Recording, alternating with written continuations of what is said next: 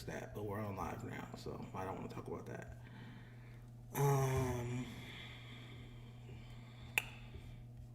Test. All right, let's see if we're live. Hi guys. How long have we been live? For 10 seconds. Really? Yes. Okay. YouTube.com. Hi guys. Let's see. Are we live? And we are live. He likes to mutter stuff to himself, knowing that he hit live already. I'm not sure why he likes to do that. I'm not sure why he's doing that, but he's doing it. He's not the first time he's done it. In fact, I already prepare myself for his mutters. Every time I hit the live, I'm like, okay, I'm gonna hit the live, but they're not gonna be starting the show. The show is not gonna have been started. There's gonna be some mutters that I'm gonna have to make sure that we're live. I'm sorry that you guys have to go through that every time. I mean, I'm not really understanding why it happens. If you would be apologizing for anything, you should be apologizing for us starting late because you just got here. Okay. If there's any apologies to be made, it's you just got here, so we're starting 30 minutes late because it's supposed to start at 3 o'clock. So if any apologies are to be made on behalf of this cast, it is regarding to tardiness because I've been here. I just want to know, guys, what's more annoying? That we're starting 30 minutes late or that you guys open the live expecting a good show and you just hear mutters for the first 30 seconds? I really want to know. I mean, think most people would vote the tardiness. I would like to see this happen. Can we put a poll up in the chat, please? Over me saying, are we... I mean, it's just like, if I have headphones on, okay? Right. And I'm excited for this Monday live that happens every Monday. Yes, at 3 o'clock. Supposedly at 3 o'clock. But somewhere. I've never heard of a show starting between 3 and 4. A show's supposed to start at 3 or start at 4. So I definitely never heard of between 3 and 4. But I see where your head's at. That's hilarious. No. Listen, Bo Jackman is the male version of Ash Bash the rapper. Point blank period. Today you even asked me what's the address, and that's something she used to do every single week. Every single week. We go live Wednesday, 9 o'clock. Wednesday around 8:50, she would text us, what's the address? And they'd be like, all right, I'm on my way. So you have officially took her spot on the show. Can I make a point, though? And I even told you this on my way here. I said, hey, look, I was excited to get here on time. I was excited to get here at 3 o'clock. Yeah. I get in this bitch-ass Uber. This motherfucker's maps are not working. I'm trying to communicate to him to use Apple Maps, to use some sort of alternative. He's not really understanding what I'm saying. He misses exits. Then he gets back on. He misses another exit. And I'm like, look, bro, you're not helping me out here. In fact, you're making things worse. Because when I get on this live, he's going to call me the male version of Ash Bash the rapper. I wouldn't have said anything until you start talking about my mumbling. But yeah, I was just going to let it slide. And that's lovely. But you wanted to talk about my mumble, which I kind of like my mumble. Oh, okay. It's like a test. It's like a test without using my energy. So I don't want to click live and be like, hey. As soon as I click live, because sometimes it don't be working, I'll have to go back and click start stream again. So I just mumble until I see the red signal on YouTube saying we live. Then I pick up my voice and start. So you personally appreciate the mumbles? Yeah. I'm not sure if the chat does. That's good for them. Shout out to 7. Talk that talk 7, man. Shout out to Donnie, OTB Donnie. Shout out to I Can Never Give Up, who I believe I should have modded by now. He didn't send. You got to send me your YouTube URL. Mine? No, I Can Never Give Up. I'm supposed to mod him. I Can Never Give Up. Palm trees in the chat. Palm trees in the chat. And like this video, we got a good one. We got Mark Lux pulling up shortly. We got some cool topics. I'm trying to post the. I just posted the.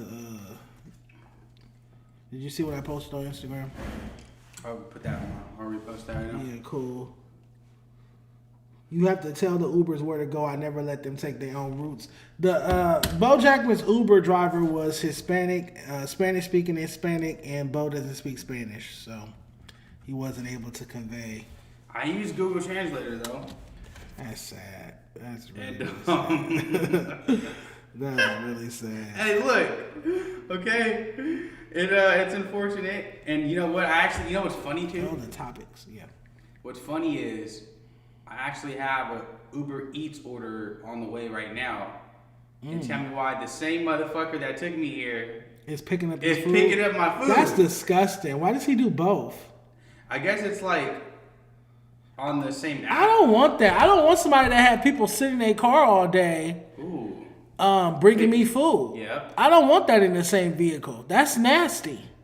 I wouldn't want that. I didn't even think about that. Somebody been sitting their hot ass back in your back seat. All kind of people. Hundreds of people been in and out your car all day long. And now you gonna put my food in your car?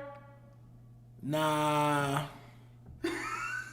Nah, homie. Nah. This is not good, bro. This is not good. I'm not appreciating the way that Uber's operating and sparing drivers. I mean, come on. You can't pay another driver that hasn't had random people sitting in their back seat. Right, yeah, that's dirty. I'm not liking it. I'm not liking it I really at would all. love to see the topics. Oh, well, obviously I know the first topic. How was your weekend? What did you do? Because I had an eventful weekend, but go ahead, go first. What happened this weekend? Pretty much, I know what happened. I was locked in editing all weekend. Editing what? Editing content that I'm about to drop for myself, and Okay. also clipping stuff for my boy Kono. Okay, shout out to Kono. Mm-hmm. It's his birthday today. Happy birthday! Happy Kono. birthday, Kono. All right, January 12th. Okay. All right, we got our topics pulled up. My weekend was a little bit more eventful than that. So, not that I did too much, but because I was bored and I wanted to do something. And my homegirl, shout out to my homegirl E. Unfortunately, her granny passed. Rest in peace to her granny. So everybody was just pulling up on the block in Watts, bringing food, bringing liquor, just vibing with her in the front yard and shit, chilling. And there was a lot of people out there, don't get me wrong, but like I said, her granny passed. So in black communities, when somebody passed, everybody pull up to their house. Mm-hmm. And you bring food, and you bring drinks, and you cut on some music, and you try to lift their spirits and show they love. Her granny passed the night before. So we all pulled up over there on the block in Watts. I'm not going to say which streets or which hood. But if you know, you know. And we just parlayed. I got my little folded chair out. I took it out of my trunk. We sit on the front lawn smoking, drinking, just lifting our spirits, talking, eating. Why police pull up like literally 15 cars deep and send a helicopter for a front lawn function, cuff all the guys. Yes, cuffed all the guys, had the guys lined up against the fence or whatever. Did you get cuffed? No, thank God. Unfortunately for you, no cuffing. No, anywho, no, I didn't get cuffed. I'm kind of slick. When I saw all the boys running up, because they didn't pull up with sirens. They just pulled up and bounced out. When I saw all them rushing the yard, I grabbed my bag. I left my chair, grabbed my bag, and I kind of slipped out the side gate. But I could see everything going on from my car. My car was parked right there on the side, on the corner, in the red. So I sat there and watched what was going on for a minute. And then I was out of there once I looked at my side mirror and I could see all the police coming down this street, the street I was on. And it's a one-way, and I'm parked facing the opposite way because I'm damn near pulled up on the corner. And so I had to get little right quick, and like every back street I was taking in that neighborhood, in this particular part of Watts, it was police coming, sheriffs and police coming down. I get home, I check all my homegirl stories. They in these police officers' faces, like arguing with them, and they got all the dudes lined up against every dude that was out there. At least like 30, 40 dudes lined up, cuffed, lined up, and they got it. Like I said, I saw the big helicopter just circling, yeah, and putting their light on the front lawn, and they all screaming, "Man, we here for Granny! We here for Granny!" And yeah, so that was my eventful weekend in Watts with my ghetto ass homegirls, man. Damn. Very, very interesting. That's crazy. All right, let me get this desktop situated. Can you see the topics? Yeah. Okay. All right, shout out to Moose, man. Yeah, black people just can't have fun in peace. Yeah, fuck LAPD. Dejon, you gonna eat whatever they deliver. Let's be real, we be hungry. That's not true. I just had Whopper Grill. Really? Yeah, I just had Whopper Grill. I love Whopper Grill. I like Flame Broiler better, but I don't think there's a Flame Broiler around here. All right, let's get started. I want to start with Rest in Peace Keyboard Clips. Let me pull that up. Rest in peace. What do you mean rest in peace? His page got clipped. Keyboard Clips, the page that always clips us. Yes. His page got clipped. It's no longer, I'm about to show you, it's no longer active. Wow. It says user not found. Wow. Yeah, weirdo shit, right? I wonder what happened. I mean, this is his second time happening. Let me pull this up and then I'll explain what I believe happened. Can't prove it, but definitely believe it. So yeah, Keyboard Warrior, man, overly invested, broke the news, user not found, went to his page myself. I didn't see anything. I want to shout out Keyboard because he was really one of the only clip pages. Him, Speedboat TV, maybe a couple other ones, one of the only clip pages to really post us. He was rising, like he had got to like 7,000 followers quick. Last year, I remember he was at like 500 followers. And initially, he did not like me. Like initially, he was one of the niggas that always talk shit about me in the comments, woo, woo, woo. Then he started clipping content. And he started posting, not just my stuff, he started posting basically he would post, the reason why I believe he went from 500 to over 7,000 followers in a matter of like less than 6 months, he would post and clip podcasts that aren't necessarily under the FMW umbrella or that don't get along with the FMW umbrella. Meaning he would post a day in the life. He would post and clip Viral Way. He would post and clip Big Deal. He would post and clip Syndicate. We all know Yazzer's not English speaking ass. She won't do it. She's not an FNW clip page. She's an FNW fan page. Meaning if you say something that is offensive to T-Rail or AD or Pun or Smack, she's not going to clip your page ever again. That's why she doesn't clip all facts, but Keyboard did. So my point is, Keyboard Warrior, Keyboard Clips was an outlet for everybody. He wasn't biased. He wasn't like, oh, if you make AD mad, if you make T-Rail mad, if you make Pun mad, you can't be on my page. He posted what they said about you, and then he posted what you said about them. And that's why a lot of people, even I will always see MacWop shout out Keyboard Clips. MacWop will say, yeah, Keyboard posts everybody. Versus Yazzers, who only posts, she practically only posts the FMW shows.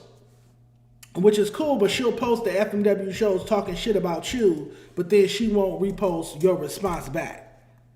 Do you get what I'm saying? Very biased. Very, very, very, very biased. Not propaganda page. Not that she can spell the word bias or propaganda because she doesn't speak English well. Nonetheless, rest in peace, Keyboard Clips. He was an integral part of, of the West Coast podcast space on social media. Right now, though, I will say, and this is the second time that happened, before I make that point, this is the second time that he lost his page, as well as Don't Panic. Before Keyboard Clips, we had Don't Panic. And Don't Panic used to post everybody's content and not just post the FMW people's content as well. He was also unbiased, and they got his page out of there. Before him, it was Overly Invested. And Overly Invested will tell you himself, he's the one who made this post, rest in peace, Keyboard Clips. Overly Invested is now just a meme page. He won't dare post a piece of content from FMW or any podcast because he had a much bigger page, but T-Rail and Keem from FMW got his page zapped for using back-on-fit content. So these clip pages that we've been going through different clip pages at this point, which was my main point. At this point, I'm not necessarily looking for the next clip page. It's like if a clip page come up and start posting our content, I'll leave some fire emojis under it or something like that. But I'm focused on our chat, our subscribers, our viewers. I really want to lock in and focus on people coming to YouTube. Because one of the downsides of any clip page, I like when clip pages post like 1 or 2 clips from your episode. But I really don't like when clip pages go and they find all the juicy moments in your show and post all the clips, because now the people feel like they ain't got to tap in and watch it on YouTube. Right. Because like they posted everything that I would find interesting, all the heated moments, all the funniest moments. They posted 6-7 clips of your shit. They're not gonna come watch it. So I am, it's like I'm sad that Keyboard Clips is out the way and that their page got taken down. I hope they come back, but at the same time, It's like 2026. I'm no longer focusing on clip pages. I'm focusing on my chat and trying to build my viewership up on YouTube. I don't want people watching my content on Instagram. I make content specifically for Instagram. This content is specifically for YouTube, if that makes any sense. What's your take on keyboard clips being clipped? I feel like all the good ones die young. I mean, I did respect that about keyboard clips. I did like how, you know, he was very unbiased and how he was the page that everybody went to see somebody say something about somebody, then that person that they're talking about responds to that person. And he was kind of like the page where you went to find everybody's clips. And it's very unfortunate that, I mean, obviously it's probably taken down because people were reporting it, right? Reporting the fact that he was just clipping stuff. So it's unfortunate that Keyboard Clips, the GOAT Keyboard Clips, is gone, but I'm sure he'll make another page and call it Clips Keyboard or something like that. He should. I mean, you already have a following, you already have people that are, you know, go to your page for those clips, so it would only make sense to just, you know, make another page. He'll be back. Hopefully so. I mean, we said that about Dope Panic, but once Dope Panic got shut down for the second time, he got shut down like 4 or 5 months ago. He ain't been back since. He still got a page, but he don't post nothing on it. He got so discouraged because he built his page up to like 6,000-7,000, and then Keem and T-Rail got his page taken down. Basically, I don't want to say, I'm not only want to be selfish enough to say, or main character enough to say it's when he posts me. I think it's when he posts Big Deal. Do you know who Big Deal is? Mm-mm. Big Deal is T-Rail's brother, / blood brother / arch nemesis. I think that might be his little brother. I'm not sure. But they siblings. And years ago, T-Rail like kind of fired him on air, live on Back on Fig. And now he has his own podcast called It's a Cold Game, and he's doing his own thing. He went to No Jumper, ran his content up. So what I've noticed is anytime a clip page that posts FMW content start posting Big Deal, they're out of here. Oh shit. They're out the paint. So it's kind of like they're because you know they can report your page if you post a clip from back on Fig or something like that. They can get your page shut down. Yeah, it's like copyright. Yeah, if they keep doing it, if they do it a certain amount of times, they can get your page shut down. The pages be fine until they start posting Big Deal, T-Rail's brother. Now all of a sudden, the page is gone. And it happened with Dope Panic, overly invested, Dope Panic, now Keyboard Clips. I don't think that's a coincidence. Yeah, I would keep that into consideration if you plan on coming back. Not a speaker? No Big Deal content, maybe. That's what I would do. Yeah, but that's bias. That's bullshit. Your food is here? here? Yeah, it is, sir. And yeah, it is here, so I'll be right back. All right, Bo Jackman is going to have lunch. What did you get? Chipotle. All right, Tam just sent me the West questions because, like I said, Mark Lux will be here shortly. He'll be here like 4:50. We got 15 minutes. I want to start at 3. I apologize for Bo. Bo is late every fucking week, as y'all can see. Bo Jackman is late every fucking week. It's not one week where Bo Jackman is not late to this podcast. There has not been one week where he's been on time. He's definitely like Ash Bash type of person. Like he's always fucking late. I wanted to start at 3 so that we could like talk about messy stuff for an hour. Then Mark Lux pull up at 4, and we just talk about music and get more like serious journalist XYZ. But I only got like 10 minutes to talk about messy stuff. And that's fucking annoying. That's really fucking annoying. Something I'll touch on now because I don't want to talk about it once he gets here. Did you guys see Wack 100 expose Big Sad 1900's paperwork for the 1,000,000th time? I think this paperwork is about a separate incident. And I'm just on here to say, Wack, we don't care. What? This motherfucker canceled my order. You want some muffins or something? You hungry? No, I'll sure? wait. Yeah, it's okay. I'll wait. I got some muffins in my bag. The blueberry. Pause. Anywho, so we're I talking. don't want your muffins, Dejon. All right, so like I was saying, before Mark gets here in like 10 minutes, Wack 100 posted some paperwork on Big Sad 1900, and I just wanted to let Wack know we don't care. I'm still going to listen to Big Sad's music. You can post as much paperwork, as much evidence as you want to, bro. But I get it. That's your lane. But me personally, his music is good. It'd be different if his music was weak. Then I feel like more people would care. But when you make really good music like Big Sad 1900, I really don't think the paperwork and all this street talk really matters because it's like he make knockers, he makes slappers. Yeah, I'm not gonna stop like slapping Big Sad because there's paperwork out on him. And to be honest, I don't think anybody really is. So, I mean, at this point, it's like, you know, I understand, you know, that's your thing, but like, we don't have that many people in LA making good music. He's one of them. So yeah, so you're not gonna cancel him. I agree. I definitely agree. Let me show you what he posted. Let me show you what he posted just to add some context. Where am I at? Instagram, interact.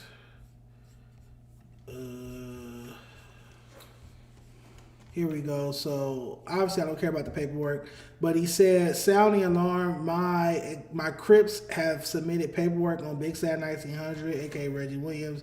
This is totally different from his original work. The post was released a year ago.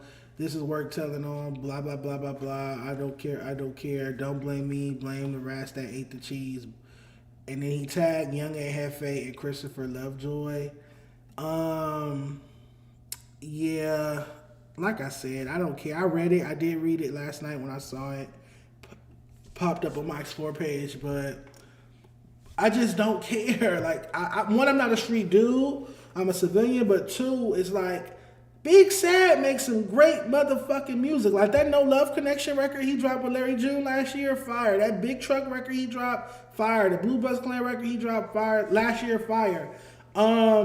Now, what I will say is I have 2 points to make. One, it's like every time we get an LA rapper that's on the cusp of being able to tour past Arizona and make it to that next level and break through, LA either kills them or smuts their name in this instance. Would you agree? Yeah, 100%. And then my next point would be like, we just saw Big Sad do the Die Legend tour up and down the West Coast, all these big venues out here on the West Coast. And he did a solid tour, merch, all of that. However, in order, and we're going to talk about this a little bit later in the show, I feel like in order for him to tour past Arizona, he's going to have to start getting features with artists in different regions. I feel like Big Sad has the discography. He has all the mixtapes, all the street albums. Now he's just one hit single away from being the face of the West Coast. He's one bona fide, undeniable hit record away. And it would be easy to make that hit record if he got a feature, but I feel like when you have people like Wack or different individuals online, on YouTube, spreading you a rat narrative on you and putting that on your name constantly every day, it would make somebody from out of town not want to give you a feature. Am I making any sense? No, yeah, 100%. Like if an artist is tapped in, he already know about these allegations against Big Sad, and then an artist that may not be tapped all the way in, when he make them phone calls to people he know on the West Coast, hey, I'm finna do a song with Big Sad team just reached out to me to do a song, and then they start repeating this type of shit, these type of allegations, it can make them not want to do a song. Or maybe they already did the song, but then this out-of-town artist team reach out like, hey, we don't want you associated with this, woo-woo. So I feel like it's going to make it harder for Big Sad to become a mainstream artist from the West Coast with all of these type of allegations. Nonetheless, I feel like his core fan base, me being included, are still going to rock with him. The only option left, in my opinion, is to find an artist to collab with that doesn't care about the street shit, doesn't care about them allegations, which is going to be tough. Or Big Sad could challenge himself to make a solo hit, a hit where he's on the hook. It's just his versus his hook, no feature, that could blow up and be a commercial record. And that's pretty hard to make because normally you need somebody melodic on the hook or you need another street dude to rap that second verse. Do you think Big Sad can make a big bona fide hit with just himself on the record, no feature? I think that he has the talent to do so, but it's going to be a lot harder, especially if he's trying to gain fan base outside of the people that already know about him, So, I mean, yes or no? I mean, talent-wise, I feel like he could, but as far as him trying to get extra eyes on him, I feel like it's gonna be a lot harder without that future, from somebody big. Yeah, he just needs to get on a song with, somebody that can take him to that next level, because he definitely had the talent to. Yeah, possibly locking in with the right producer or something like that. Somebody asked me what happened to my stream with Tam. Tam and I will be back here on Wednesday night. Wednesday night, Tam and I, we're going to run through some dope topics. We haven't seen each other in a couple weeks. Draco had the Drake feature. All right, bet. Let's move on to this next. What's another messy topic that I don't want to talk about in front of Mark Lux? Oh, we can do the Tay F third, TB Da Gunslanga, because I feel like everything else we can talk about in front of him. Hold on. So Tay F third is now beefing with some guy from Long Beach. I guess he's from 80s in Long Beach. I follow him. I've checked out his music before. TB Da Gunslanga. He's going off on Tay F third for some things he said on No Jumper recently. I guess during that argument with Jalise, he said some things, so we're gonna check this out. Okay, keep the hood out your mouth, nigga. You not 80K nothing, nigga. Okay, bitch. Jerk. So stick to jerking on 80s, nigga. I'm not no nigga to play with on the hood, nigga. I don't even dress weird ass niggas on Crip, nigga, but you's a clown on Crip. Then you get on another podcast, nigga, and don't even want to say what you said, bitch. On the dead homies, nigga. Broke ass nigga on Crip. On 80s. Hey, you jerking ass bitch. Okay, call him a jerking ass bitch is a little funny, but shout out to Tay F third, shout out to TB Da Gunslanga. I have no sides in this. TB is obviously a much newer artist, much more on the up and coming tip. I feel like in the LA jerking, post jerking era, Tay F third is considered a legend or a pioneer of the jerking wave, whereas TB is obviously more on the up and coming. But at the same time, I guess Tay F third said some offensive things that are inflammatory towards his gang on No Jumper when he was arguing with Jalise, which is why I told you what, you shouldn't go back and forth with Jalise. What's your take on it? Come a little closer. Pause to the mic. You don't have to say pause when you tell me to come closer. We're doing a stream. My take on this is him calling him a jerking ass bitch was funny, but I don't really know too much about the guy that called him that. You from Long Beach? You're not familiar with TB? No, not at all. Oh, okay. Not in the slightest. And I don't know. I think it's funny. I don't really know too much about the guy, but you know what I want to pull up right now? Oh shit, Mark Lux is here. I gotta go get him. Entertain the chat. I was gonna pull up chat time. I was gonna pull up Tay F third's YG diss over Tooted and Booted. But go ahead and turn our chat up. Let them know Mark Lux is coming. And all right, chat time. Look, now's the chance to send a super chat and win the $50 if you make me laugh. If you guys are new to the stream, I do this thing where you can send a super chat, and if it makes me laugh, then you win $50. And I cash app you $50. I'm not gonna touch the stream because I know last time I touched it, I messed it up. But here's the $50. Load it into the Cash App. You make me laugh. You win the $50 automatically. It's got to be a super chat. There are a lot of people out there that have sent normal chats, made me laugh, but it didn't qualify because it was not a super chat. I'm scared to read the chat right now. Hopefully you guys aren't saying anything too crazy because I want to keep my money. But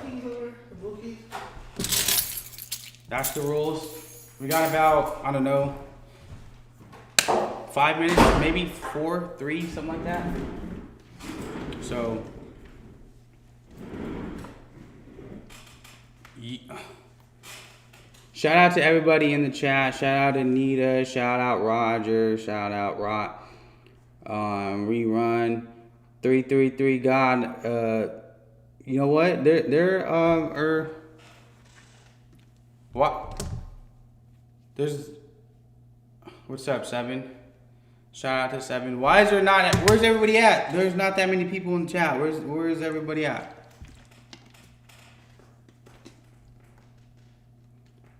Yeah, for sure. Hit that like. For sure, for sure. Look.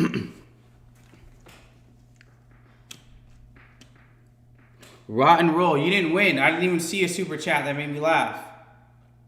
I'm really not. You like Tay. I like Tay, pause. But he looked goofy as fuck in that pic. I mean, look, that wasn't a super chat, bro. But see, like, shout out to Tay F third though. I mean, I don't know. That might be AI. I don't know. I don't know if that's an AI picture, but yo, what's up? What's up? A rap hoe drifting. Bo, what are you doing? I am doing chat time. You know, I'm making the Dejon went downstairs to grab somebody like he always does. So now it's part of the show where we do chat time. And basically you can send a super chat and try to make me laugh for $50. Or you can just send a normal chat and we can chat. It's literally chat time. So if there's nobody sending a chat, I'm broke as hell trying to send $2 for $50. Bro. Why would you like... Look. The joke was supposed to be the super chat. You were supposed to make me laugh. Like, you did it wrong. So, I'll be looking out. Just now you can just spam stuff to try to make me laugh. And I'll look out for your comment. Because you were supposed to make me laugh. The super chat was supposed to make me laugh. Now, I'll just look for your shit. Tay F there looked like a Bob's Burger character. Champ, Renegade Fire, Renegade. What is Renegade?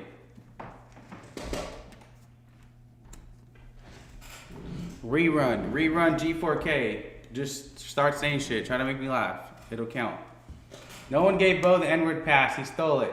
That's why you know he black. That's how you know he black.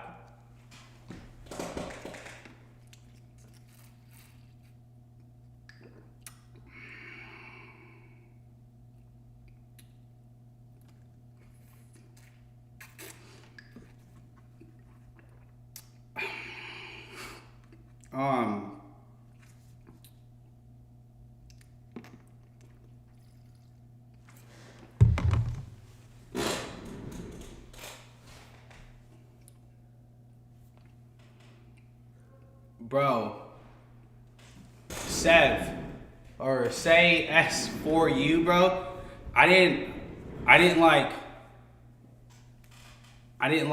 laugh out loud, but I'm gonna give you. You get 5 different chances now. That was pretty funny, actually. Let me write your guys' name down. Let me see. Somebody almost got the fucking 50. Sev. Why did you start to Tay F third thing on the stream? Sev and Rerun. You guys got 5 like free chances now. Shout out to the super chats. Shout out to Sev, shout out to Rerun. You guys got 5 free chances. I just wrote your names down. He almost got me. Read his super chat. Ooh. I had to like really collect myself. I think it was Rerun. Green. Rerun G4K $2. I'm broke as hell trying to send $2 for 50. LOL. You gotta send $5, brother. And Sev paid $5. Said no one gave Bo the N-word pass. He stole it. That's how you know he black. But chat, make some noise for Mark Lux, man. Right here. Yeah, hold on. Let me show you. Let him get in the middle, bro. Yeah, man. Is this your first time meeting Bo Jackman? Bo, grab the door for me. I think so. Okay, what's the deal? All right, chat, we got Mark Lux. There you go. Fresh back from Africa. Fresh back from the motherland, man. What part of Africa was you in, Mark Lux? Kenya. Kenya, that's East Africa, huh? Yeah, we saw it. Okay, that's what's up. What part of Kenya? Nairobi. Nairobi, that's the capital? You said what? Is that the capital? That's the capital. Okay. And we spent some time on the coast too, Mombasa. Mombasa, okay. That shit fire. How long was you out there? 2.5 weeks. Damn, that's a vacation. I had to reset real quick. Did you document any of this? Yeah, I took a lot of videos, a lot of voice recordings, that shit. Okay, Ben. Like I said, Mark Lux is in the building. Mark, what's your emoji? My emoji? Yeah, like I do palm trees. What's your emoji? What should they put in the chat or we gone? I don't know, maybe like a star or something that represents luxury. All right, shooting stars in the chat or we Shooting gone. stars. Shooting stars in the chat or we gone. Mark walked in right at the right time because we have a topic that is pertinent to LA Rap to get into before we start our Q&A with you. Is that the real time? What you mean real time? Like, what's playing right now? Like that? It lags a little bit, but it's relatively. We talked about some of this. I want to get to the Asaali raid. Did you see that? That's just crazy. The Asaali raid on, I know that sounds African. Asaali, the store on Melrose, basically got raided. It's a store the rappers be at with the Drakeo mural. Let me pull it up. Hold on. Interact. Why is it interacting with Twitter? No. There we go. They got like the footage of LAPD all up through there. Hold on. Oh. Here we go. Water? Yeah, right there. Some cups and some water.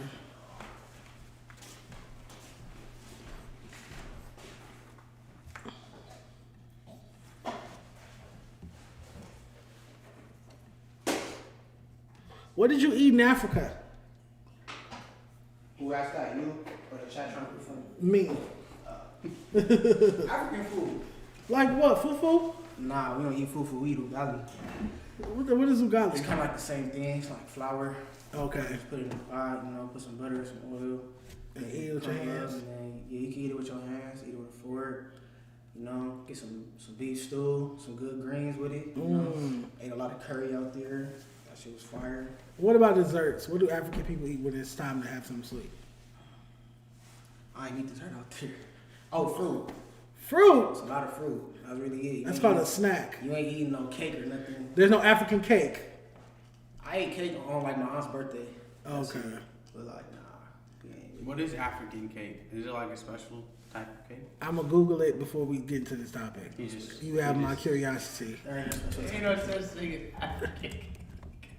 Bet it is. Everybody has their own type of You cake. didn't tell him, you just said it wasn't.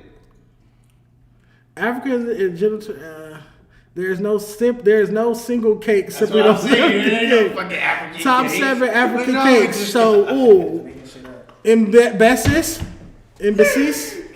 That ain't That's African cornbread. cake. That's cornbread. That's cornbread. Look, Bas Busa, Bill that ain't no Tamir. fucking cake, man. That's almonds. Okay, it could be. That's pound cake. All right.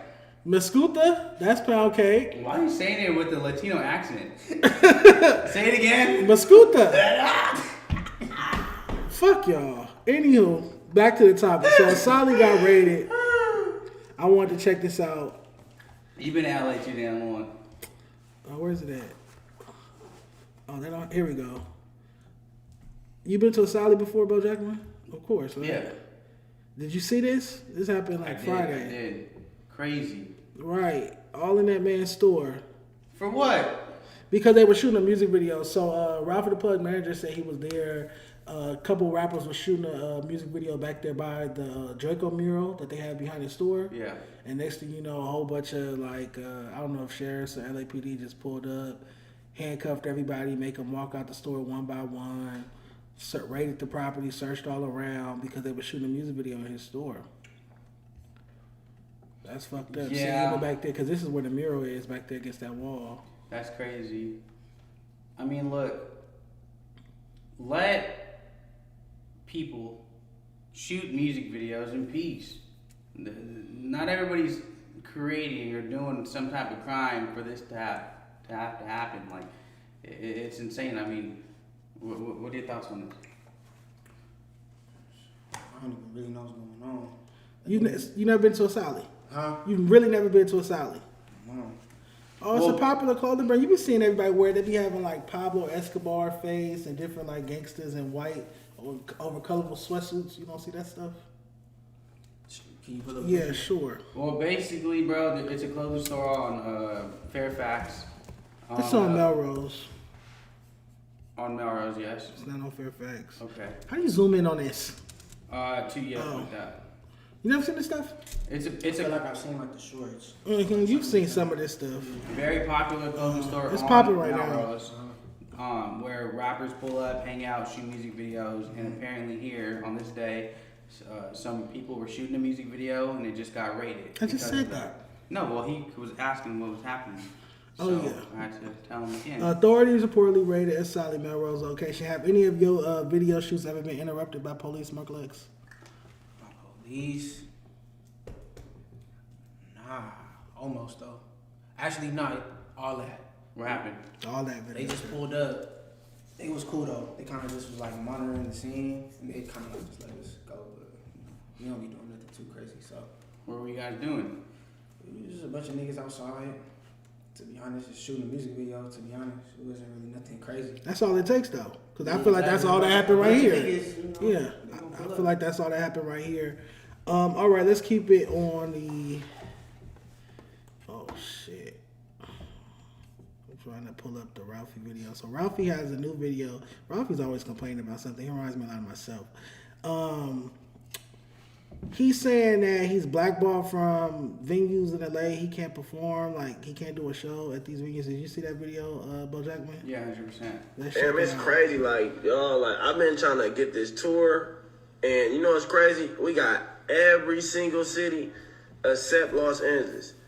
If anybody been to a Ralfy the Plug or a Sting Team show, we have the most successful turnouts ever. It's packed to the back. Fans are having fun. But for some reason, we can't get a venue in Los Angeles. I don't know what's the conspiracy behind this. For some reason, the Sting Team, I guess we're like gangsters or gangbangers or violent or some shit. I don't know what they be talking about. But like, we're the most coolest rap group that you could possibly have in LA. I done seen random gangbangers get booked that actually have real ops. And for some reason, they do show. But when we try to book a show, it's a conspiracy. We got to go from one venue to the next venue. And they be like, no, this, that. And they go to the next venue. But we don't have no history of this, that. Damn, it's crazy. Like, yo. I feel like a lot of it has to do with like Drakeo, and like that whole situation. I feel like they're just tying that to Ralfy and you know the Sting Team nowadays, because there's nothing else I can really think of. Like he said, the Sting Team, they're like pretty chill, cool guys that skateboard and just make like, you know, music that you can get money to, music that you can get fly to, music you play while you're getting ready. That's true. But I feel like it definitely has to do with, you know, Drakeo the Ruler and that whole like, you know. Yeah, I'm gonna call it for what it is. Clearly, Ralfy, Draco's estate is suing Live Nation over the murder of Drakeo at that Once Upon a Time in LA festival. Mm-hmm. So, you know, Live Nation venues are gonna be a no-go for Ralfy and the Sting Team. Your estate, your company, y'all are suing us, so you can't throw a concert at one of our venues out here. My only thing would be, and I understand that. Live Nation doesn't control every venue in LA. There are certain venues that belong to Golden Voice. There are certain venues that belong to AEG, AEG Live or whatnot. So, you know, why can't they get, I know Echo is Live Nation. I don't think is Observatory Live Nation. I know for a fact Novo isn't a Live Nation venue because I know Golden Voice does shows and concerts. I've been a part of LA Rappers concerts that have happened at Novo. You see, neither does the Roxy. Okay, so it's venues that aren't, maybe the venue they want is Live Nation, but there are other venues in LA that aren't Live Nation. Have you ever had a hard time booking a venue or getting a venue out here in LA, Mark? Me? No. I'm in the works of it, but nothing's been, crazy hit. Okay. Yeah, I mean, yeah, like we just pointed out, there are at least 3 or 4 venues in LA that have nice size venues that aren't Live Nation related whatsoever. Another point I wanted to make was, I personally feel, and I've told Ralfy this before, I personally feel like he needs bigger representation. I feel like for the Stink Team brand, I feel like Stink Team is still a big brand and entity when you think of West Coast hip hop. And I feel like it could be carried and handled in a much more major capacity, in my opinion. Meaning, because Ralphie's whole thing is, I don't want to sign to a label and give away all my rights, give away my masters, give away my publishing, give away this.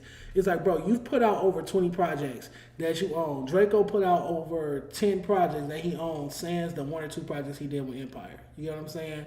Y'all own that now. Why wouldn't you then go moving forward, sign a deal with Stink Team and this label, Stink Team and that label, where it's like, this is about the music we put out moving forward. I just feel like Ralphie and Stink Team need some sort of major back end because they could snap their fingers and handle these type of problems. Like, you can't get a venue in LA, well, we can get you that venue. Right. Yeah, I feel like that whole Nipsey Hussle, Die Hard, let me be independent 100%.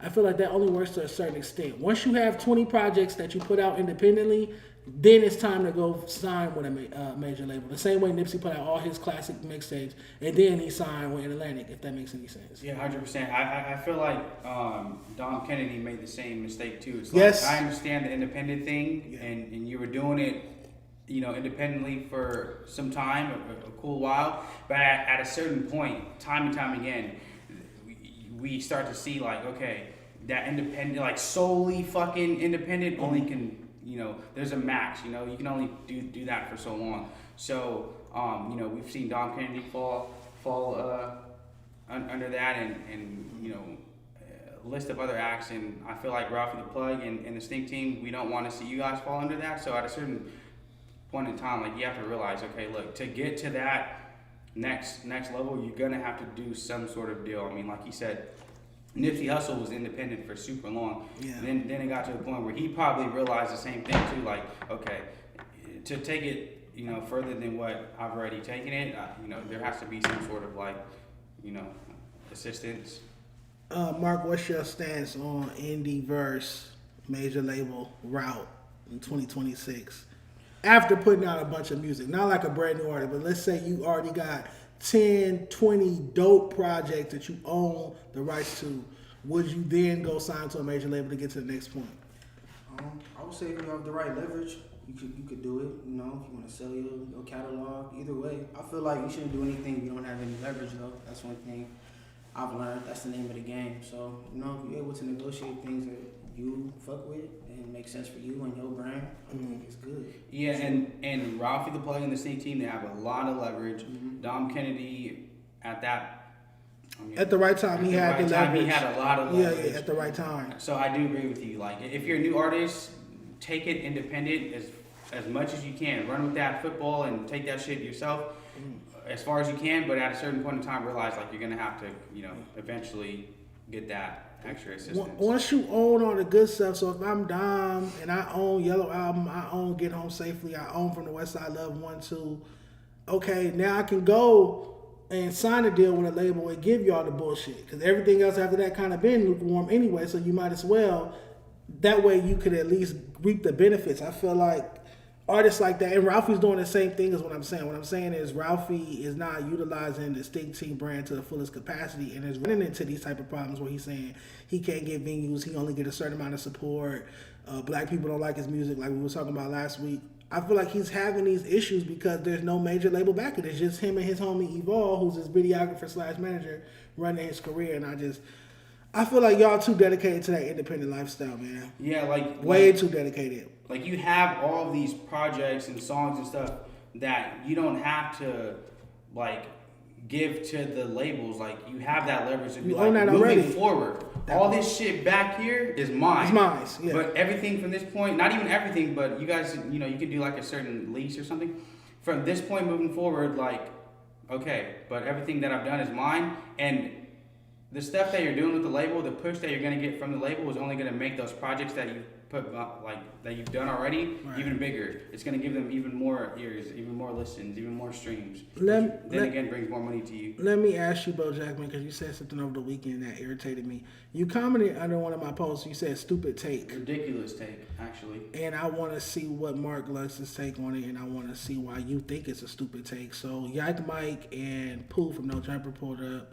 Music don't make it past Arizona because you make music for Hispanics who live in California and Arizona. Don't disagree. But if you can't do a sold-out show in Atlanta because it's going to be mostly black people. But that's how they making their money, though. If they making all this money, because like think about it, that's their audience. Right. They demand, the Spanish are demanding that sound. Right. Okay, you said they're giving the audience what they want. Is that bad though? Because they're feeding them, they're paying them, their shows. Go perform at the observatory. I agree with you. Go perform at the observatory. Go perform at the Catalyst. You feel me? Go do House of Blues in San Diego. Keep doing the same Chin Circus shows y'all been doing over and over and over and over again. Keep doing them same 10 venues up and down California that y'all been performing in. So at that point, they put a ceiling cap on you putting yourself in a box like we always talk about. They don't want to go wide. All I'm trying to do is define the box. It's clear that LA rappers ain't in a box. I'm trying to point out to y'all why are y'all in this box. Y'all are in this box for these reasons. We need to switch up the beats. We need to be more intelligent, and y'all need to stop only pandering to Hispanics. There are black people out here that could be listening to the music, but you don't make music for them. Music don't make So why is this a Arizona. stupid take? That's what you commented. You commented stupid take. Stupid. I would have said stupid, ridiculous take. Ridiculously stupid take. Excuse me? Who you talking about? I'm saying that most new LA rappers in general only make music that Hispanics in the West Coast like. Black people down south don't like it. Black people in the Midwest don't like it because it's too ABC 1, 2, 3, and they're not going for that. Versus the Hispanics out here, they just want to party. Whatever a nigga get on stage to say, they gonna support. Making shit just for Hispanics. I don't think it's intentionally. I think that's just the end result. The end result is that's who be at the concerts, that's who support, and that's why they can't tour past Arizona because states and regions past Arizona have predominantly black fan bases, predominantly black populations. I think that sounds more like a problem is like you guys aren't supporting your own people, and so like Hispanic supporting your people, like we can only do half the part. We can only do half the job. Like you guys need to show for your own people as well. If we don't like it, then why would we support it? Because they're black. But you guys do like it because we don't like it. We're telling you we don't like it. You can't speak on behalf of like the entire black race in LA. Like then why don't black people show? So why don't black people show up to their concerts? Are you calling us broke? Are you saying we're too broke to show up to a concert? So why wouldn't a black person pay for a ticket and go to a concert if they don't want to? I don't know, but you guys need to show because up we don't like it. No, you guys do like How it. can you tell us you like it? You can't speak for a entire race. You can't tell me that black people in LA like new LA rappers' music, and I'm telling you they don't based off the fact that they're not going to support it. Okay, so you guys aren't even really now. Like I said, bro, I don't know like the specifics behind why you guys aren't showing up, but you guys because we don't like it. But what do you guys like that you show up for? We showed up to the YoungBoy concert. We liked it. We showed up to Chris Brown concert because we like it. YoungBoy's not from LA though. Exactly. We like non-LA rappers. Black people in LA don't like the new LA rappers for the most part. For the most part, we listen to Detroit rap. We listen to down south. Am I lying? Am I lying? So let's speak only about LA though. We're not talking about these other rappers that. So don't talk about what we do like. Talk about what we don't like. No, let's talk about what you're talking about, which is LA rappers not appealing to the black audience. Now, what LA rappers in LA do you feel make that sort of music that appeals to the black audience? Roddy Ricch, the successful ones. So he's an anomaly. He is one of like a few. Okay, who are the other ones? A new LA rappers that make music that black people anywhere could play. It was Blast for a minute. It was Bino for a minute. Bino was traveling, his music was traveling down south, but he was making songs with Young Thug and making trap music as well. If you still making G-Funk, if you still making ratchet music, you're practically making music for Mexicans, because that's who's still stuck on that dated shit. Black people are current, up to date, or forward thinking. We're not stuck on the past. So if you still making shit that was hot in the 90s or hot in 2009 and 2010, that means you making some shit for Mexicans because they still stuck their culture. We're not stuck their culture. First of all, black people are forward thinking. Okay, hold on. Go ahead. First of all, G-Funk, anybody making G-Funk style music nowadays, Nobody's listening. Why are you to dying that laughing? Nobody- Wait, why is Mark dying laughing? Nobody's listening to G-Funk nowadays. He know I'm not lying.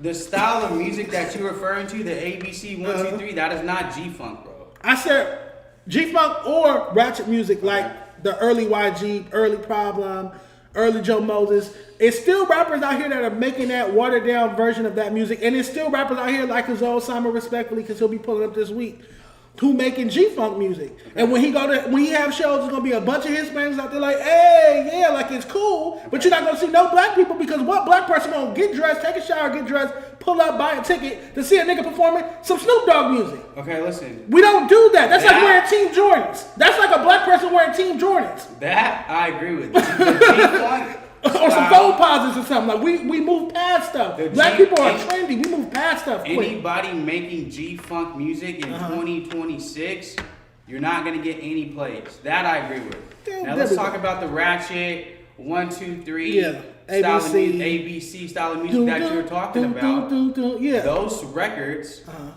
in particular, are the records that are getting the views, that are getting the listens. So from Hispanics. It's very contradicting for you to say that those records are going to keep LA rappers in a box when they're doing the complete opposite and getting their records to millions of people elsewhere. Not on the charts, not on the Billboard charts. Okay, so let me finish.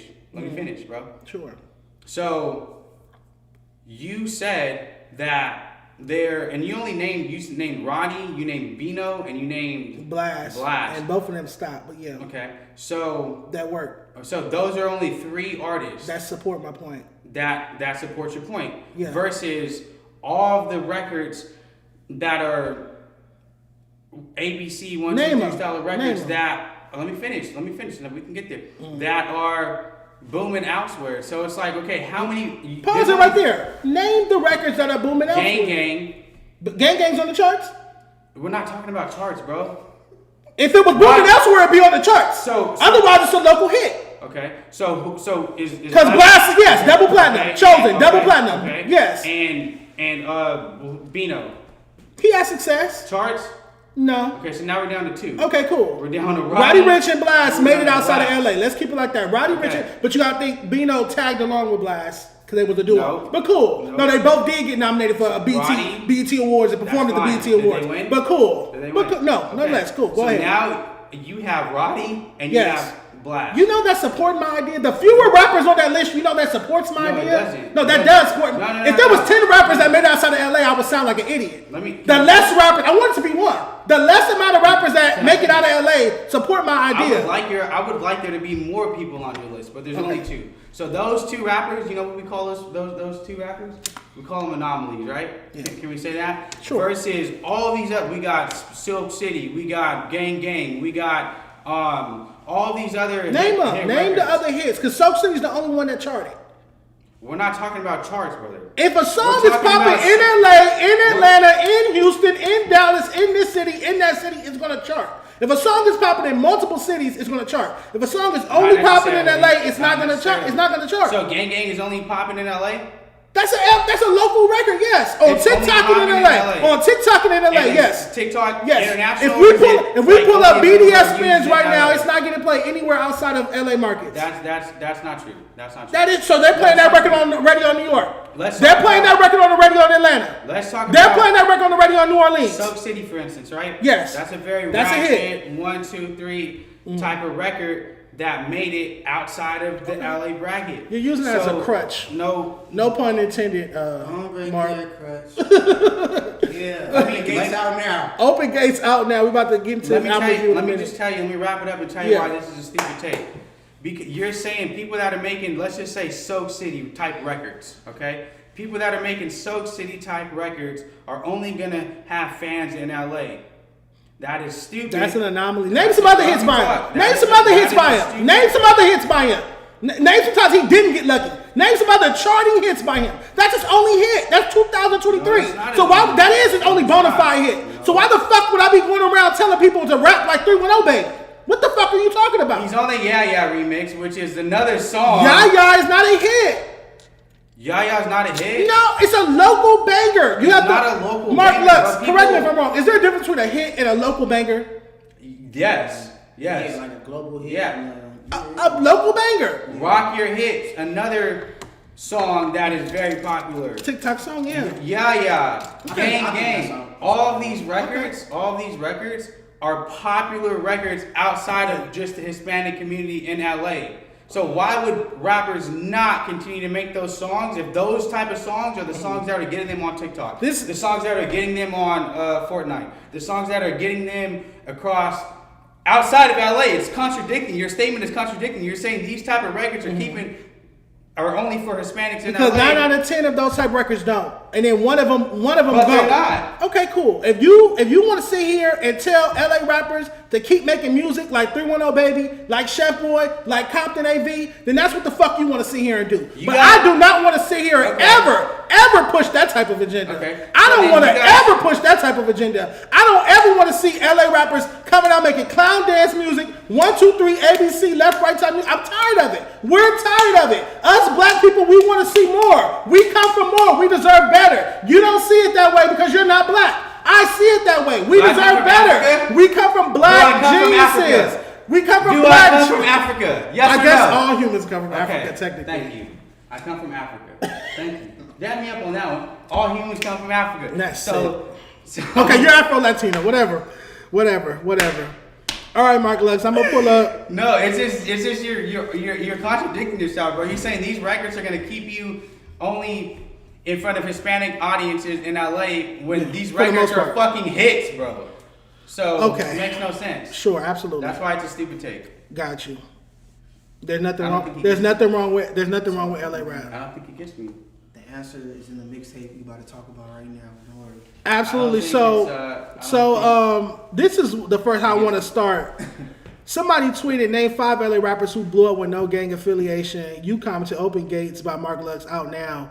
If I was able to go through the comments, I don't think it let me scroll. Everybody was tagging you. Why do you think, let's start off there. Why do you think you're the most celebrated artist without gang affiliation out in LA right now? Honestly, I feel like I just encapsulate, everything of LA culture. I'm a non-affiliate. Correct. So it's like I'm able to tell a story that most people can relate to.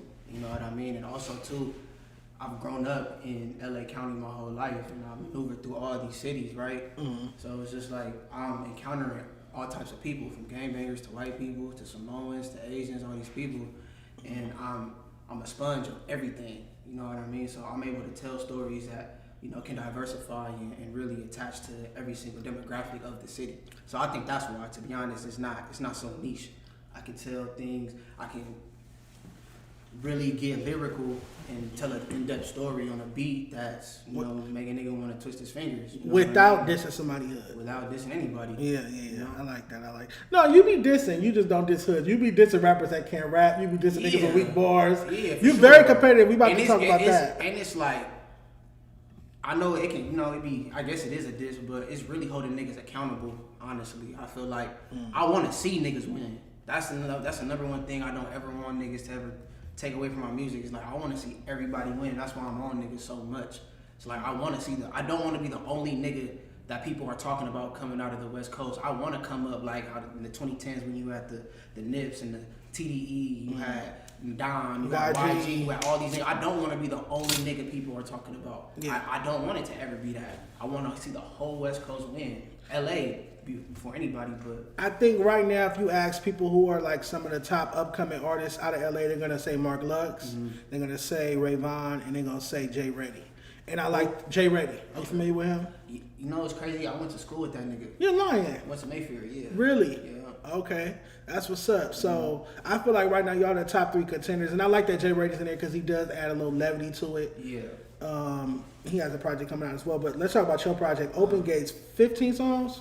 15 songs. What made you go with a full name? Because this is your debut, to be technical, correct? Yeah. Debut project. All right. What made you, 1, want to drop this project, and 2, why 15 songs? Why not like an EP like most of these rappers dropping? I felt like it was time because I'm now ready to really stand my flag and who I am as an artist and what I stand for and stuff like that. I felt like it was time. And 15 songs because I just feel like I have a lot to offer. I knew this was a body of work where you sink your teeth in, you really gonna eat, and you really gonna love the subject matter on it, you know? So I'm not scared to drop a full body of work ever. Because I feel like I'm confident every time. I need to hold you or something? No, I'm just moving it closer to you. I'm confident every time I drop, niggas gonna stay. So, yeah, that's why I went with 15. Okay, bet. Who, if anybody, helps you with the sequencing, or did you sequence this joint by yourself? Oh, nah, man. Me and my brother Nick Anton. Okay. He was right by my side every step of the way, producing most of these records, damn near all of them, and helping me sequence everything. So, me and him executive produced the whole thing. Okay, bet. Before we get into my review, what was your favorite songs on the project? If you had to pick like 2 or 3. 2 or 3, I'll definitely go Crutch. Yeah. I'll go to Yapper. And I'll go until the outro, Until Heaven Keep Mashing right now. Yeah. Okay, bet. I was fucking with Crutch because you, it was just so creative because, one, you sending shots at No Jumper and Adam 22. Yeah. You sending shots at Zeus Network. Mm-hmm. Damn. Yeah, he's sitting shit, but he's also on the hook. You're kind of like, don't like kick away their crutch, don't take away their crutch. You like kind of telling yourself to chill because you're getting at them kind of hard. Exactly. Like, what's the duality in that? And do you remember recording that song? That song stood out to me. Yeah, that's one of my favorites. I'm glad you even said the word duality because that's the number one thing I like to put in my music. Like, no matter what, I like to give perspective that, you know, I always want to, you know, talk about what's going on in the world, but also give another side to it. You know, like always talk about myself as well. It's a reflection for all of us. Okay. If that makes sense. And then I remember, bro, really just sitting on the couch. I swear to God, I ain't even recorded this shit standing up. I'm recording this shit on a handheld mic. This is not even my quote unquote real take. I'm on a couch just like this. Okay. And we just playing the beat. And I'm just rapping. I'm rapping it the whole way through. I wrote it on my phone, so I'm just reading it off my phone. And I just gave it such a passionate performance. We ended up just keeping. This was a reference track. Right. It was like I tried to go in and actually re-record it. I'm like I'm not finna captivate the same feeling, so I just kept the reference. This is a reference. So yeah, and then I recorded on a different beat, and then me and Nick Anton. Yeah, he recreated it. So he's on Yeasty. Yeah, and I'm not going in order. We just all over the place with it. He's on Yeasty, and I don't know if you made it that far in my review. I was on Origin Stories. Okay, so with Yeasty, the record, I'm like, damn, like his hook that's him singing? Yeah. That hook is so far remind me of like when Justin Timberlake used to get on niggas' records. Yeah, he was reading it. We were talking about, he said it was sensual. Yeah, pause. Like for a lady record. And that was what I was saying. I was like, that's crazy you took that from that, like the lady record. Yeah, I feel like it should have been another lady record like a Muse. And that's what I wrote in the review. Because as soon as the verse come on, you going at other niggas, like other rappers. You getting at other rappers. Yeah. But to me, I hear, but that's how different you are. I'm hearing like a sensual beat. Yeah. Whatever riffs is on that joint, I'm like, yeah, this is the perfect lady record for this portion of the project. What made you hear that beat and say, yeah, I'm finna flame niggas up? They can't rap like me.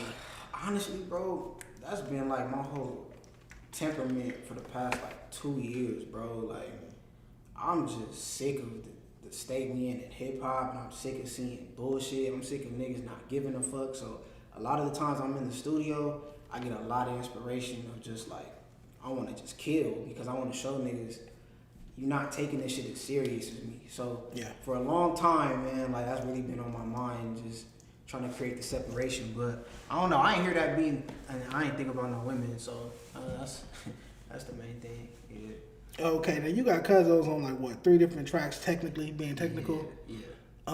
How did you link up with them, and why are they on this project so much? Man, what can I say? I can talk for days about the Cuzzo's. I think they truly an entity that I think the world, not just LA, needs to, you know, pick up on because their energy is infectious. Okay. They can really rap. Like, I swear to God, every time I hear them rap, they get better. That's true. Like, every time. I agree. Every time. Like, they are just getting better. I swear to God. And they just really good people. Every time I'm in the studio with them, it's a really good time. And I think that's another part, too, why I want to see them win so much. In this industry, you don't really see a lot of people be good human beings. You know what I mean? So That's another thing. And they just talented as fuck. They're my favorite outside of me. They're my favorite coming out the West. Like I want to see them win just as bad as me. Come a little closer to the mic. I can't hear you. Let me see. I want to go to This shit on? Yeah, it's on. Unless you, the green button is on. It's on. You're just a little far. That was it. All right, let's talk about, because I said I didn't like the Go Mark record for that introduction because it like That was crazy. it's not a bad record. Yeah, I'm like But it's like it just puts you in. It's a jerking beat. Is that not a jerking beat? That ain't on point low key, but I like on point low key. I hear more on point as a jerking beat. I think go Mark. It make me want to do the little what's that? I feel it. Yeah, you feel like more like hyphy. Yeah. Okay, hyphy jerking. Yeah. Yeah, I hear that.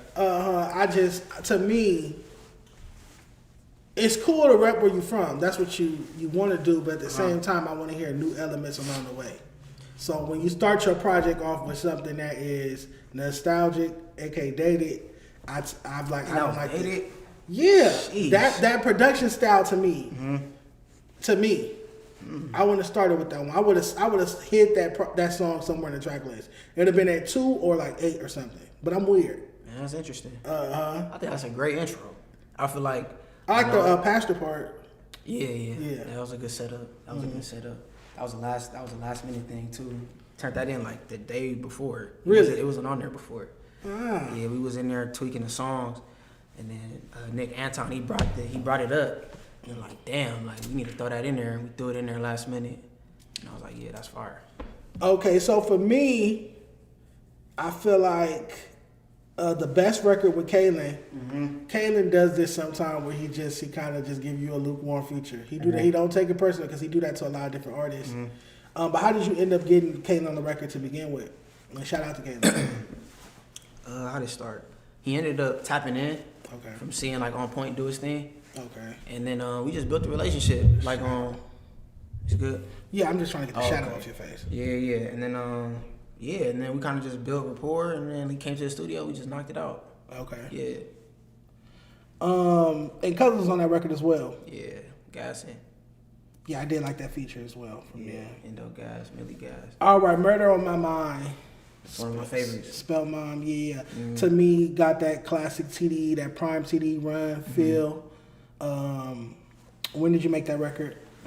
That's one of the ones that I finished late. That's probably like the last song I finished. Like I made, like, yeah. I turned that in like a month prior. But I heard the beat. My boy Mbeza, he played the beat. I just wrote to it. I had the melody in my head instantly, and then I just wrote around the melody, and it came about that. I told the choir come in, and I got this melody for you, and they came in and crushed it. Yeah. I like the hook more than I like the verse. The verse felt a little, and I wrote it, felt a little spoken wordy. Sometimes you can get into that bag. Yeah. And I just like something that carries me through sometimes. So that The hook verse kind didn't of carry? No, it gets a little. It's You know what I'm unfortunate. saying? All is well though. Now my favorite joint on the project is Circus in Town. Hard. That is my favorite song. No, man. it's crazy. What? Nigga, your whole platform inspired that song. I knew it. That I whole could shit. tell. I I swear could to tell. God. Let me turn this down a little bit. I could tell that you was either getting at my page or something to that. Yeah, you was getting at something. You said sure. something about analysts. I was like, I said analyst in that song? Did you say analyst on that don't know. song? But okay, the bar that got me, and I wrote this in my review. Perhaps the most important bar spat on his 15 song and telling project. Why everybody saying they the face of the West, but when I look around, I'm never facing a threat. They hop inside the booth and say the words they can get. They feed that shit to y'all because it can easily impress. Swear to God, true story. And that, to me, that literally summarizes the debate we was just having. How LA, I won't put a race on it, how LA is so easily impressed by bullshit bars. Yeah. And we need more Mark Lux's, quote unquote, to come and shake the game up, wake people up. Like, no, nigga, you gotta be able to rap to be outside. Stay inside if you can't rap. Yeah. Leave that ABC 1, 2, 3 left right shit for TikTok. So I feel that, yeah. That shit was really just birthed. Honestly, like, I always see your posts and I'm just seeing niggas just in the comments just like crying all the time. I'm like, nigga, instead of me typing, I took that shit to the booth. I'm like, you gonna know how I feel through through the mic, not through my fingers. Is this a diss record of sorts? No. It's not no diss. It's really, I'm telling you, you could take it as a diss if the shoe fit, wear that motherfucker, but it's like, nigga, it's holding niggas accountable. I swear to God, like, it's like, nigga, this shit is weak that y'all supporting. This shit is weak, what y'all saying. Like, it's cool to care about your art form. It's cool to care about your videos. It's cool to care about your lyrics, your art, like, everything. Just care, my nigga. Like, that's it. Love Circus in Town. I think that's why I put the song on the review, because that record stood out. Only Child Syndrome. Hard, yeah. I love how you refer to your art, your music as your baby. Yeah. That's very personal, and so you really feel that way. I really do. I really feel that way. Like, you know, this is the shit that really saved my life and changed my life, you know. And like, I don't play about this music shit because it took me out some of my darkest places. So, you know, I always tell myself I want to do what my favorite artist did for me when I was going through my anxiety, my depression, and at a low state in life. I need my music to do the same thing for others, so they can, you know, continuously pass the torch of just spreading good music to the world, because this shit is like the world's medicine, to be honest. I feel like music can fix anything. So absolutely, music saved my life as well. Yeah. Were you really at the pop out like you said in the song? Like I was in the crowd. Hot. That you wasn't on stage. Hot. Damn. Hot, bro. I'll forever remember that day. Just off top, just because of what Dot did. Yeah. And seeing like Black Hippie on the stage. I never thought I'd see Black Hippie ever together. I never thought I'd see that. That was amazing. And then honestly, it just made me feel like I wasn't doing enough. I'm being honest with you. I saw everybody up there that I know, all my counterparts up there, and they rightfully so deserve to be up there, but I felt like I missed like history, and I'm like, damn, I feel like I wasn't doing enough. I was hoping it was gonna be a pop out every year. That's what I was hoping. I was hoping it would be a pop out every year, and the new LA rappers be able to all come together and perform like that every year. But to know that it's like one of them once in a lifetime shits, that sucks. Yeah. Speak to the Kendrick Lamar influence, because if you notice in a review, I had to knock some points off the project. Oh, for real? Because of the overt Kendrick influence. And let me say it like this. I talk shit about rappers that sound like Draco. I call them fake Dracos. Y'all all use the Draco sound, XYZ. So how could I not take some points off for somebody that I feel like sounds a lot like Dot? Despite you obviously paying homage to him. Because some people copy Draco and don't acknowledge him. And that's a different combo. You are influenced by him, but you're at least paying homage. And even on the records, you're paying homage to him. But speak to your Kendrick influence. Like, when did you first start listening to him, and why is he so important to you musically? Honestly, I've been listening to him since I was in 5th grade. You know, he's the person who really introduced me to him and Black Hippie. They introduced me to how this rap shit can really, you know, took in a good light. And I don't know, I've been listening to bro since I was young, and I don't know, that's just a nigga that I really attached to, because I hear a lot of similarities in his music. When I was growing up, like I would relate being a good kid around shit that, you know, doesn't suit you well and shit like that. So that was the main sticking point for me. But like, I want to know, is it because like I articulate myself, or it's like I want to know, like, because I get comparisons to Dot, I get comparisons to Rumble a lot, and I feel like I get boxed in with that because we articulate ourselves. Like, it's not mumbling. And I'm on a West Coast beat. So I want to know, I want to be able to discern, like, do I sound like Kendrick, or am I just pronouncing my words correct? No, to me, I didn't even think about how coherent you sound. Now that you bring it up, yeah, I hear that you're very coherent. You're not mumbling your words. But okay, it's not ultra coherent because you don't speak loud. Like, is it coherent a part of like? Because like I don't do the weird shit with my voice. Okay. I don't I'm not. You don't start rapping like an alien like Kendrick. Yeah, and I'm like I hear it until. But it's like a calm Kendrick. I call it Kendrick light. Like a light soda or something, like Kendrick Light. It's like a calm Kendrick. Even towards the end of the review, I wrote a low key Kendrick. Okay, I didn't get that for it. Yeah, at the very end of the review, I wrote a low key Kendrick, and it's not like I'm saying like, oh, this shit trash because you sound like Kendrick. It's like, no, you just sound like Kendrick, and I would be a hypocrite for sure to take points off another artist because you sound like Draco, but I'm not gonna take no points. Now, when you say Kendrick and Rimble never once crossed my mind. I got that a lot. I kind of don't get that as much no more, but I used back to when y'all did the record or whatnot. Yeah, when all that came All out, that. that's all I was hearing. I was hearing Rimble Lamar. But I'm all thinking that shit. was intentional. I'm thinking that delivery. You know how sometimes you do a record with, especially the game, they'll do a record with somebody and then they'll emulate who they on the record with.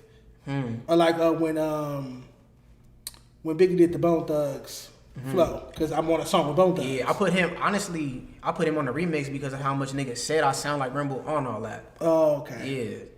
Yeah. Yeah, no, I throughout this project, Rimble didn't cross my mind once, or else I would have wrote it down. Yeah. But no, I hear that though. I know there's that influence. And there's worse things to sound like, trust. For sure. Before we talk about $200, which I feel like, did you drop a video today? I saw you post. Okay, I gotta check I out put the a visual video. out. I saw the clip.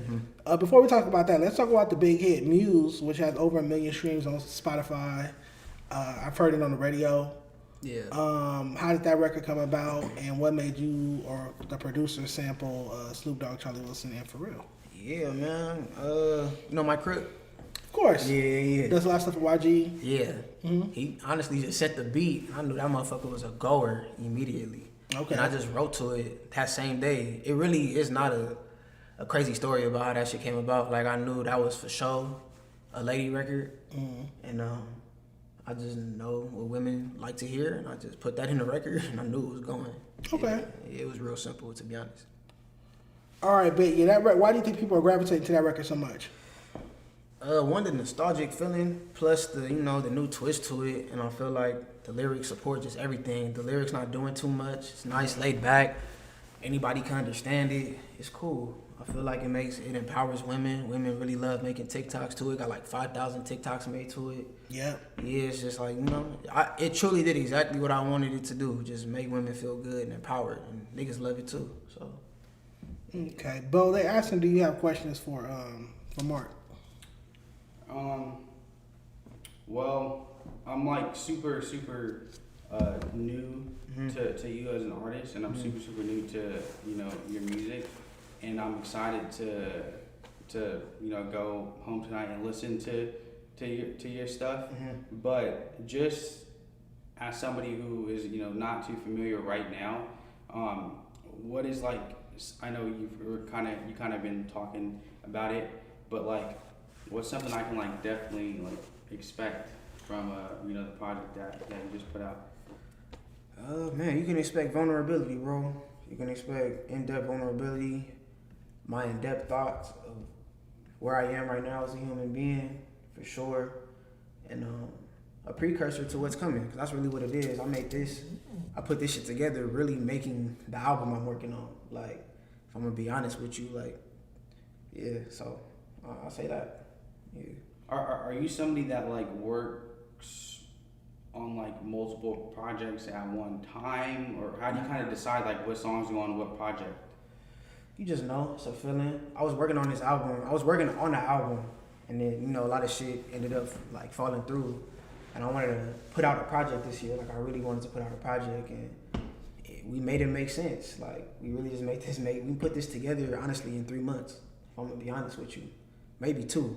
Wow. Maybe 2 months. And these are songs that you made like in those 2 to 3 months? For the album I'm making. These are songs that I was making for the album, but honestly didn't make the cut, not because of a quality issue, but I'm going for a different type of listen for the album. Like, it's a whole other listen. And Direction wise. yeah, it's a whole other listen, direction wise, instrumental wise, everything. So I was like, all right, these songs, they're really good, and I want them to see the light of day.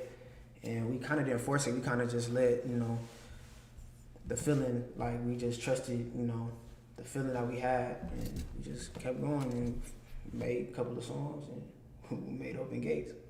Now, I was kind of like lurking your Instagram right now, and I saw that you had your song featured in like a movie, right? Yeah, Sneaks. Yeah, Sneaks. Yeah. How did that come about?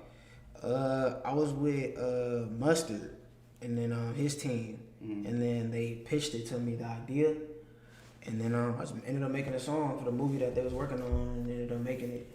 Yeah, so shout out 10 Summers. Yeah, it's hard. What was that feeling like when you found out that your track made it? It was cool, man. It was cool. Like, it was just cool. I thought it was dope. Yeah. Now, getting back to the project, origin stories. with the to me it had an unorthodox bass line. You ain't like it? I said unorthodox. Okay. I didn't say unsavory. But no, I didn't like it. You didn't? I did like Okay. it. I wrote Are it. you the type of nigga that like it has to, you know, like a bop every time, or I'm just trying to understand how you really listen. Yeah, Okay. and then that don't mean party either. It just mean like You used to feel good all the time. I need to. I gotta escape. I feel So and I wrote it's the man at the garden of this tape. And remember, if you remember, I was notorious for hating Man in the Garden on hate GNX. Man in the That's why Garden? GNX doesn't have an A for me. GNX has a B+. Bro, what? I hate that song. That's like the best song. I don't meditate. Damn, nigga, I see. I don't meditate. That is crazy. I hate that song. And that I literally dropped GNX from an A- to a B+ Damn. because of Man in the Garden. God, Literally. That and I didn't like Hidden J3's being on the title track. I feel like he could have put somebody else there. But yeah, so I wasn't feeling Origin Story. That's one of my skips. Now Yapper's a cool record. Shit fire. Why Chike? Why Chike? Why Chike on that record? Not why would you work with Chike? Because I want to hear you work with Chike again. But why Chike? I don't feel like Chike delivered on that record. You don't think so? No. The only bar that I can remember is the frog, dissecting frogs in He ain't got guts. the guts. Yeah. I'm like, oh, that's the best you could do here? Like, no. I thought we got a good Chike verse. I feel like you put him up against all the verses he's dropping. Like, it's like, are you saying they bad? No, I agree with you. Good. I don't want good. Leo Cohen said good is a bad thing. You want great. I hear that. The run you and AzChike are on, we're not settling for good verses right now, Mark. This is not the time to be good. I hear that. This is the time to be great. The eyes is on y'all. The ball is in y'all court. We need great verses. So I'm looking at AzChike dropping a feature that's coming before his upcoming album. He posted gas on your shit. We should be talking about who verses better, Mark or Chike. Did Chike, outdo you on your song? That's the conversation we should be having. Not like, oh, he gave you a lukewarm verse, in my opinion. But how did you get Chike on the record? Because again, shout out to Chike. Crazy, man. Niggas, he tapped in with me like the day before we was going to Flognog. Like, he hit me on the DM because I hit him. And then he finally got back to my DM because I guess he was seeing like me circulate or whatever. And then I was like, yeah, we got to get it in. We didn't even know we was finna see each other at Flognog the next day. So as soon as he hop out, that's what that picture is on my IG. Like, that's me like, nigga, like, we need to go in the studio. That's real time shit. Right. So, like, he's like, cool, yeah, we finna go to the studio tonight. Went there that night. He was playing the album. And then I showed him the record. And then he told me, like, come back. And then he did it, like, next, 3 days. It was fast. And then we turned it in literally a day prior. Like, it got cleared, I think, the day prior than the project dropping. Yeah. So, a record that you already know how I feel about, because I graded on my stream last year, Fades. Yeah. I love that song. A posse cut, everybody got off, very touching. Record moved me. Even what, like, the stuff KB Devon was talking about during his verse is, like, hella vulnerable, right? How did you get, not how, but what made you go get those gentlemen and put them on the record? All them niggas can rap. I'm fans of them niggas, man. Like, I advocate for Lil Deuce all the fucking time. Like, he's an anomaly. I feel like that nigga really take it there. He can really take it there. So I don't think there's a voice like him. Duda, amazing lyricist. That was a no-brainer. And I always loved KB's voice. Like, the emotion that nigga punches through the record, that motherfucker is crazy. So I was like, I gotta get them. It was like a no-brainer. I knew exactly who I wanted when we made that idea to make it a posse cut. Okay, Ben. We talked about On Point having the Jerkin era feel to it, but I do like it better than Go Mark. Okay. We talked about Yeasty, which I felt should have been a lady record, but you did what you wanted to on there. Let's talk about Until Heaven Keep Mashing, which you said is your favorite. Yeah. The outro, technically. Very, very touching outro. When did you record that? Recorded that. That was one of the more later ones too. Probably like a month prior. Okay. Yeah, it's pretty new. It's exactly how I'm feeling right now. And honestly, I love that record because that's just like the principles I'm standing on. Honestly, like everything. That's just what I'm standing on and where I'm taking it. And it's a lead into my next album. I don't want to give it away yet, but Okay. It's when you piece everything together at the end, it's gonna be fire. Couple questions about the record. What made you start like singing the melodic backing vocals like midway through the record? If you remember what I'm talking about. Was I singing in the middle or the end? Not towards the midpoint. You start singing beneath your like a little ins and outs. Yeah, okay, got you. Honestly, I always try to put in a splash of like melody in everything I do. To be honest, like I always try to lead with melody at some point because I know melody really helps carry a record. So I kind of just try to put dashes of it inside. Yeah. All right, and then the piano breakdown at the end. Crazy. And it plays for a minute too. Yeah, shout out Benji Miller. What made you want to put that there? Was that already there when you got the track? Nah. Honestly, I always usually track to a whole other beat than what y'all hear. Like, so we recreated this whole thing. Nick Anton, he did the beginning portion, and then we always bring in Benji. Shout out Benji, into the studio for some post production. Okay. And he's always in. He did the keys, and then I told him like, bro, just make this outro beautiful as fuck. And then we added these fireworks, and yeah, became a joint for sure. Okay, bet. So we're gonna play a game. Bo is gonna name all of them because he's been quiet. So speak up, Bo. You got the text message? It's called West West. We play it with most of our guests. We're gonna have two options, this or that. You can't say both. You gotta pick. You get two West Coast options. Bo's gonna say two West Coast names, and you have to pick. Bo, you ready? Yes, sir. Let's go. Ice Cube or Snoop Dogg? Snoop Dogg. Does he have to say what? No, he's just picking. Unless he wants to. E40 or Too Short? E40. Dr. Dre or DJ Quick? DJ Quick. YG or Tyga? YG. RJ or Joe Moses? RJ. Drakeo or Nipsey? Fuck. I'm evil. Fuck. I'm gonna go Nip. Just, yeah. That's tough, though. That's tough. Okay. Greedo or Kalen for real? Ooh. I'm gonna go Kalen. Little bias?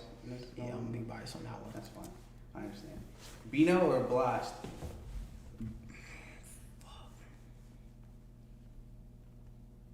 Blast. Okay. Blue Bucks Clan or Shoreline Mafia? Blue Bucks. West Side Connection or the East Siders? East Siders. The Chronic or Doggy Style? Doggy Style. Crenshaw or Victory Lap?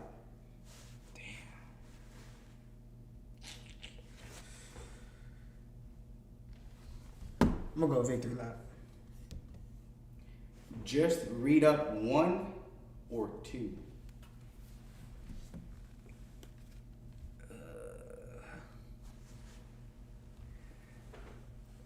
Damn.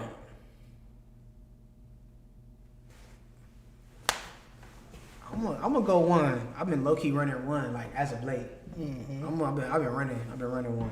I'm gonna go 1. My Crazy Life or Good Kid, Mad City? Come on now, you already know he gonna pick Good Kid. You know what's crazy? That's not as easy as a choice. I know it's tough. It's not. Like I say all the time, like on the day, however I'm feeling that day, it could be My Crazy Life. To be honest. How you feeling today? How I'm feeling today? You just got back from Africa. He's feeling Good Kid. I'm gonna say Good Kid. I'm gonna say Good Kid, but I swear to God, sometimes I'll really say My Crazy Life. What kind of day does Mark Lux have to choose My Crazy Life? What's going on in your life when you choose that YG album? I gotta feel turned up, like good, like super good. Okay. Yeah. Boys in the Hood or Menace to Society. That's my favorite movie. You didn't even let him ask. Oh, God. I knew it was coming. Yeah, I knew it was coming. Friday or next Friday? Friday. Friday after next or The Wash? The Wash. Fuck no. First one, man. Friday Over The Wash? Over the kidnappers? Come on, man. All right, so I gotta go piss. When I come back, I want you to pick a song to play.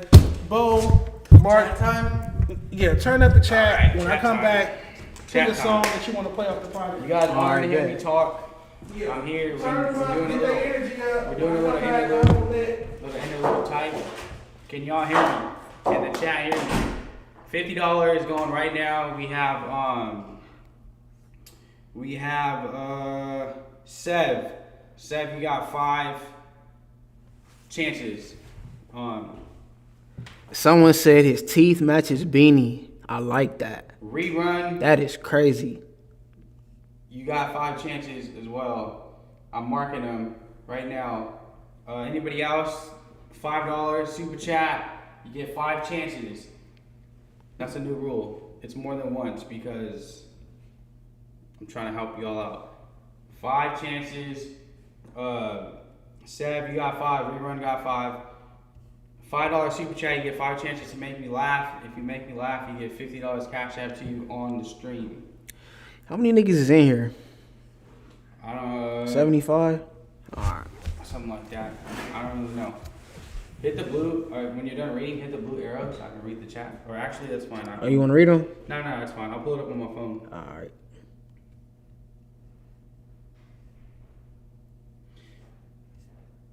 Alright, Keith, bro. You've been wanting to hear me speak. I was not talking because I was listening, as you probably should have. And now chat time's over, guys. And Why do you act like you want me to trouble when I walk in a room or something? chat time is over. Y'all fed With murder on my mind. No, just right in. Mark Lux, did you decide the song you like to play for the people? I'm low-key trying to pick a song you hate. Excuse me? I'm trying to pick a song you hate. A song I hate? Yeah. Oh, you want to see me get angry? You're gonna pick a song to play? Yeah, we're gonna play some songs off. We can My play job, like man. 2 or 3 songs off of Open Gates. 2 or 3. You not hold on. You're not gonna go restrict and file a claim or anything to get my video took down, are you? Nah, man. Okay, because people be doing that weird shit. That's crazy. I'm excited. I'm excited to listen to your music for the first as a first time viewer. What would you play to a first time viewer or first time listener? Off your new project. Off your new project to get Let me me to pull up want to the listen YouTube to the for rest you. of it. Crutch. All right, let's play. Okay, Crutch. We're gonna start with Crutch, y'all. Can you play the video? Yeah, again, as long as you don't report me. Alright, man. We ain't gonna do none of that. All right, cool. If you want, I can report you on your behalf. I can report him on your behalf. Nah, I'm straight. We need these views, man. Okay. Good. Okay, no. All right, hold on. I'm gonna open up a new one. You said Crutch? Yeah. With the video, okay. So I'll call this Mark.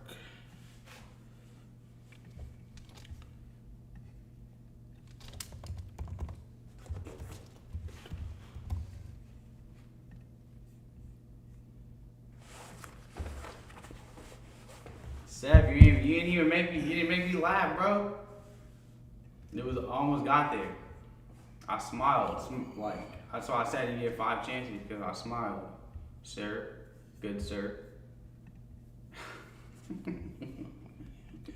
Come on, man. Did somebody win your $50? No, they didn't. You made me smile. Seb almost. That's why I gave him 5 chances. Who? Seb. Sav? Yeah. 7? You don't know? No, not 7. Is it 7? Seb S for you. I don't think that's 7. All right, Mark Lux, Crutch. Let's check it out.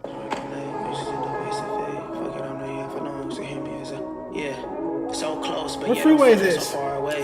They tell me celebrate, I got no time for who raise. Mom's This psycho. working late, face in the face of Out fate. there Fuck rapping it, on I'm the not here for freeway. long, so hear me as I illustrate. I'm really him in every essence that I make it seem. I made the non-believers start believing what I've always seen. If you take it there, then I can take it to extreme. It's nothing I won't do to show you niggas I'm the new regime. The new voice of LA, I'm no longer runner-up. I knew the dream was big long before y'all woken up. I study grace like every day, that's why I really trust. It's death row to TDE, then PG Lang, then down to us. Every statement that I say is never understated. I believe that I was great. Why you leave Ruthless out? Underrated. I kept my Why you leave head down and Ruthless out? kept emotion isolated. Never showed my hand and never yeah. made a move uncalculated. Ooh. As I enter new dimensions of perspectives, I conclude that the Nigga skip objective right is to to death kill row. the That's enemy. crazy. Send them up Please to heaven leave. so they can't get reconnected to the God that knows I prosper in the form of niggas' weapon. Don't say too much. You'll break their crutch.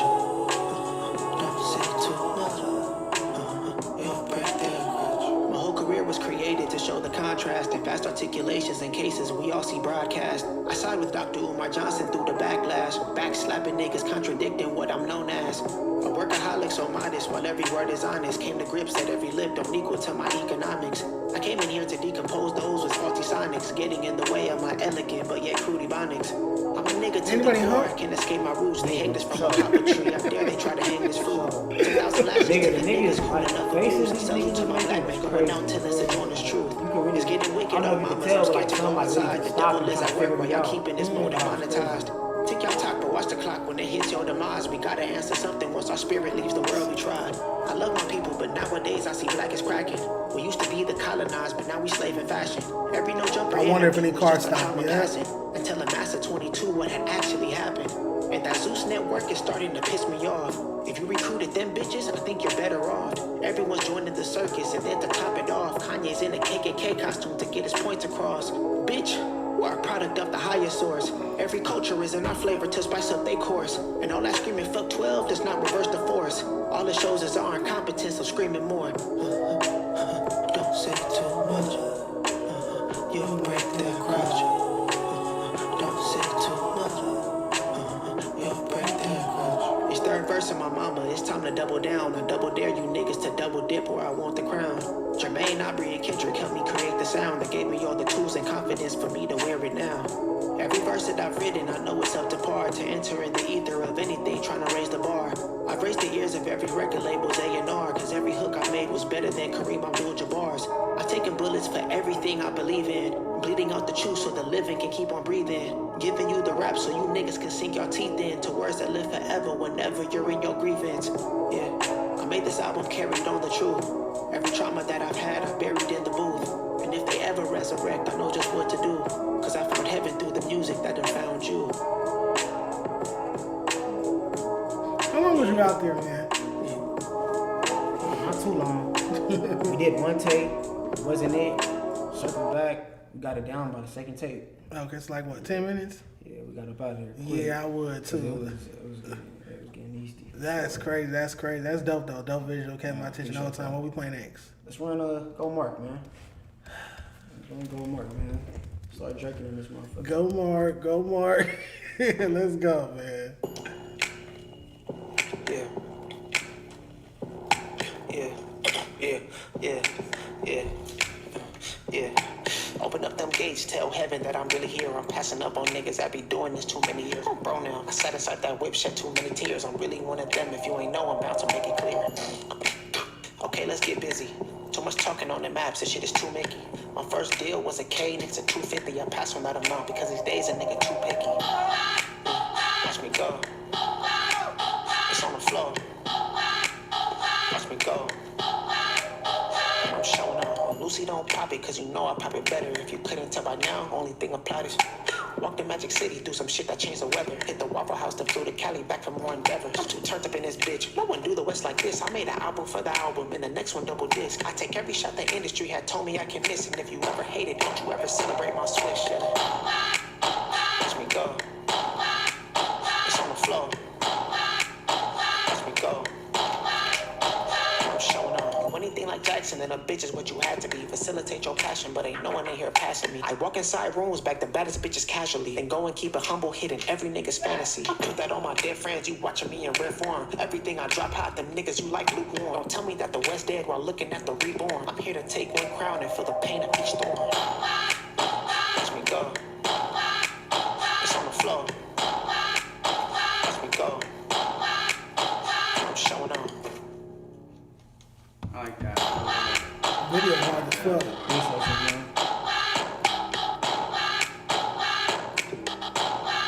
Alright, last one. What you wanna play? I like that visual. Visual go crazy.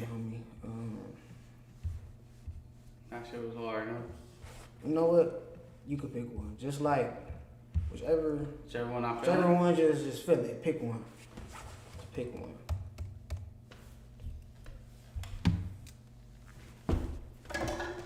Then we're gonna close with this Dame Dash Jim Jones video. $200? Yeah. Oh, that just came out. Could you put it up on IG? Oh, it's only on IG? Yeah, it's not okay, on got IG. you. It's just Drop on YouTube. Don't worry. Ooh.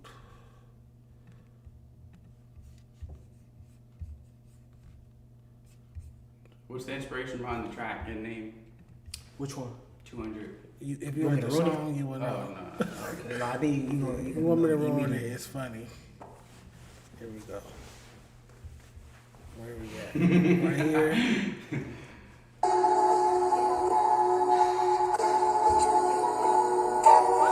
$200 to my name, I never talk about it. Grown ass man with appetites that fail to feed the wallet.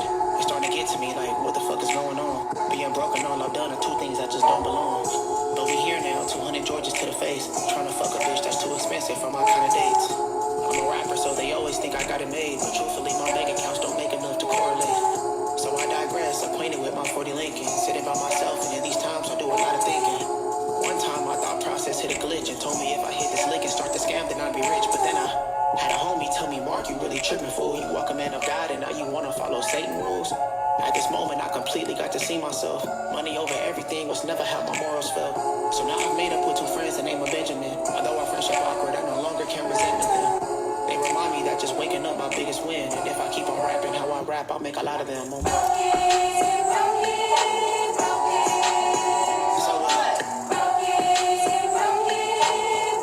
singing Brokey Brokey?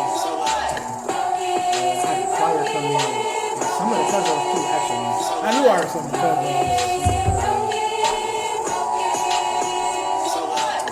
Don't give a fuck about that shit, bitch. Turn me up. I got a vision in this brain that separates the you and us. I got a double entendre. Well, I've been doing my own stunts. I gotta do it and do it again while money's not enough. You ever walk around this bitch with 20 Hamiltons?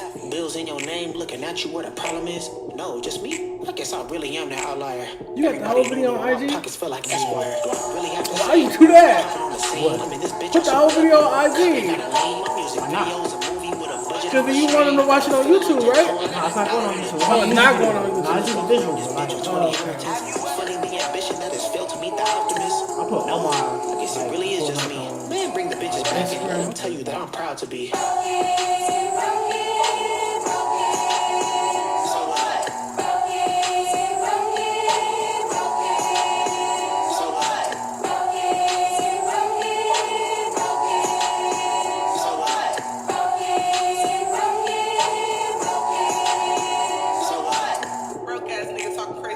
This Millie? What the fuck?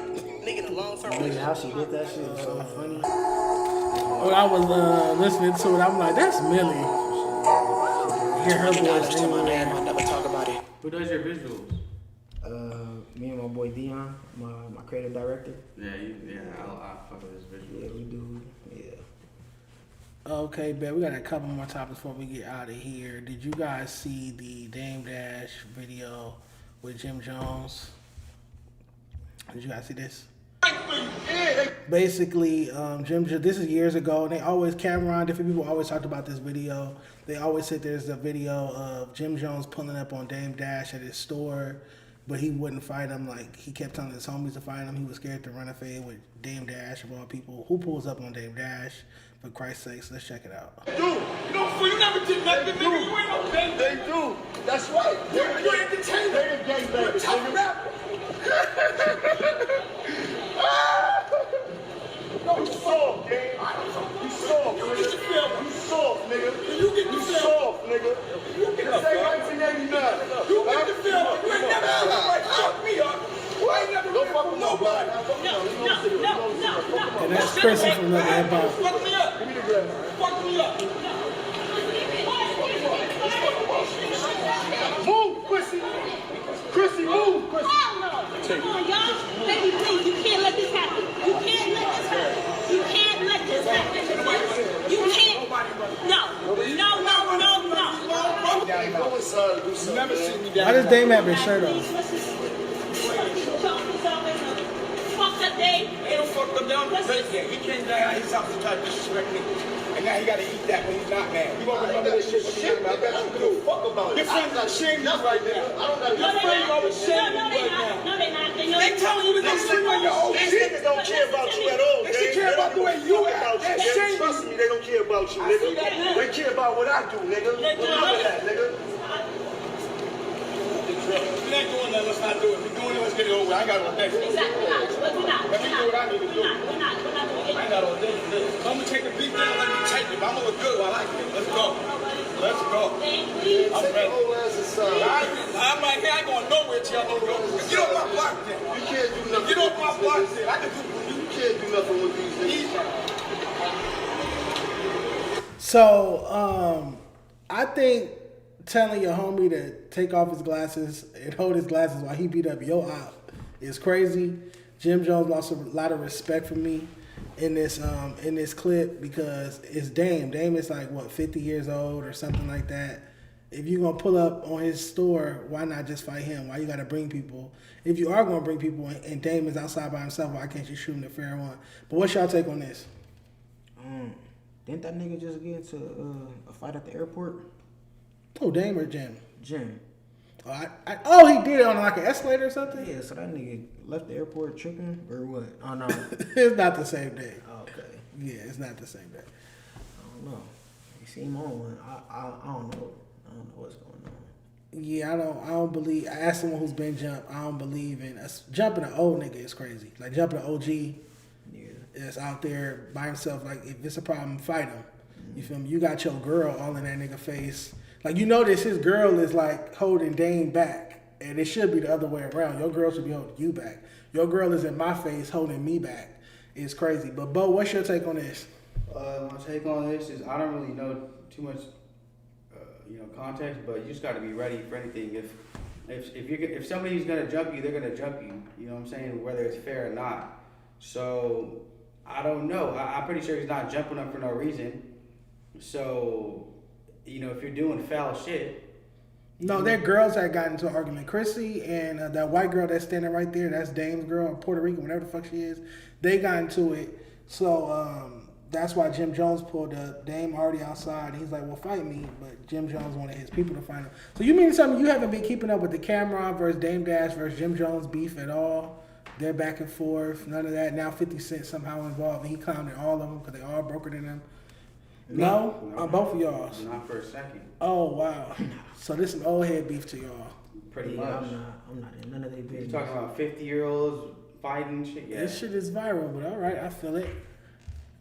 50 Cent is big clown. Like I said, big clown at all of them. But if you do foul shit, and somebody is taking it to you getting jumped, you can't be mad at it. And if you are, oh wow. Well, no, they didn't. The point, Bo, is that he's so lame, his homies wouldn't swing on Dame. So you get your homies riled up to fight somebody, they get in the car, they pull up and they see it's 55-year-old Dame Dash. Nigga, you fight this nigga. You notice none of his homies fought him. All his homies just stood there like, nigga, you fight the nigga. I'm not gonna fight this old ass nigga for you. That's fucking crazy. Okay, yeah, that's different. Yeah, bro, you can't run a fair one with a 50-year-old? That's crazy. How old is Jim Jones? Jim Jones should be in his 40s, but I know that Dame is Jim Jones' OG in Harlem. They're all from Harlem. Yeah. And Dame was already popping in the 80s. Jim Jones and them didn't come out to the late 90s. But all right, Rolling Loud USA has been, now it's Rolling Loud USA. There's no longer Rolling Loud California, Rolling Loud. It's crazy, man. I was sick to hear that they not doing Rolling Loud in LA no more, man. Because you would perform this year. I was going, man, what? That was a goal for sure. Dang, yeah. Well, obviously I wasn't going to go this year. I wasn't going to go this year, no way. Oh, now you got to pull up. Not by myself. Not by myself. But, Rolling Loud has been moved to Rolling Loud USA in Orlando, Florida, May 8th through 10th. Do you guys feel like, because I feel like a lot of hip-hop things have been scaled back. Like there was no BET Hip Hop Awards last year. You get what I'm saying? Like hip-hop wasn't on the charts for a big part of last year. Do you feel like this is a side effect of that? Like hip-hop is decreasing, other genres are increasing, so now they're not about to spend money throwing 10, 15, 20 festivals. They're just going to have one big festival in Orlando. What's your take on this? What low-key tripped me out about Rolling Loud is that they always really got like the top prominent like hip-hop acts. I'm kind of tripping on how like they was struggling to get this shit going, or like I don't know, but I think I'd attest to that though. But that costs a lot of money. You gotta think if they pay, like, cause last year they had Playboy Cardi, like, niggas was getting J. Cole, Uzi, ASAP, Future, Metro Boomin. Future, like these niggas got top notch niggas. I'm like, damn, if these niggas is not selling tickets, we really cooked. It's over. Yeah, I think that speaks to the state of hip hop, like you was bringing up earlier. I think this is a telltale sign that hip hop is really on the decline when our biggest festival compacts 10 different regions into one show. Like there's no Chicago, no New York. You feel me? It's just strictly no Houston, just Rolling Loud. USA. Yeah. It's crazy. But what's your take? I've never even been to Rolling Loud, and so I'm upset that I missed out on it. And I mean, I don't really have too strong of an opinion on it. Just being Rolling Loud USA now. You familiar? Yeah. Is there like a lineup that they put out? They haven't announced the lineup yet. That's crazy, bro. Yeah, I mean it's unfortunate that they're not doing it in different parts of.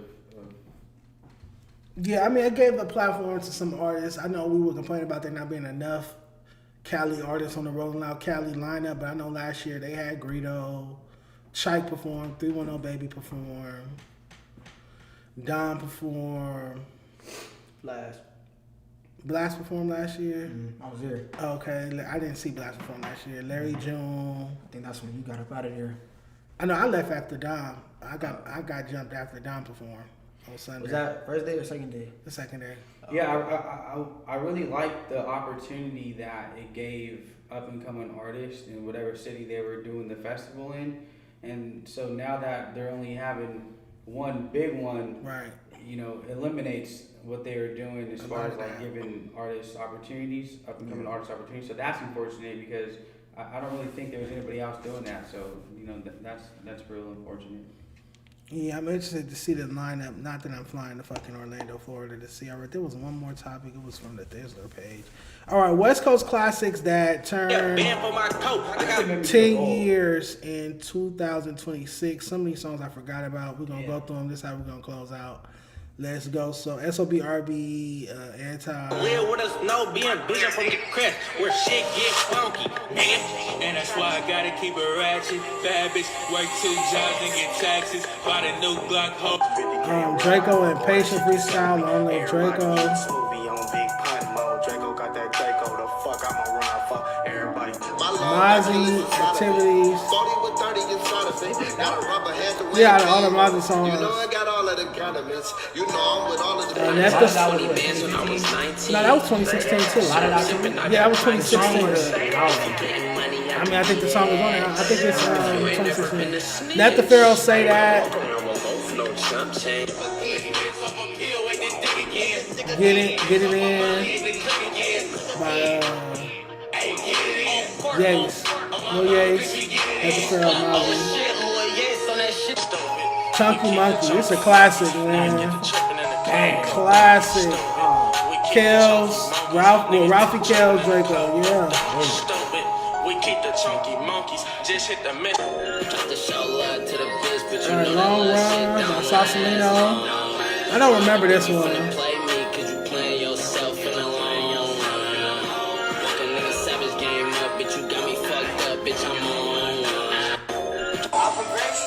Well, we just like, I could not stop playing this. Sweet Lady by Greedo. Oh yeah, Fuck It Up, Kamaya, YZ classic. I feel like you cannot go to a concert or event in LA and they're not playing that song before the artists come out. Like the DJ is gonna play that song.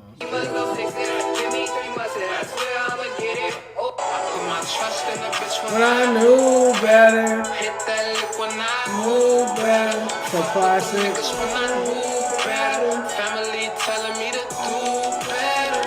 And Frosty, man. That's a nigga that don't get brought up in there. We talk about Frosty here, but he don't get brought up. I don't think he get took serious enough. Useless, baby. You did. Frosty was Stop playing with me.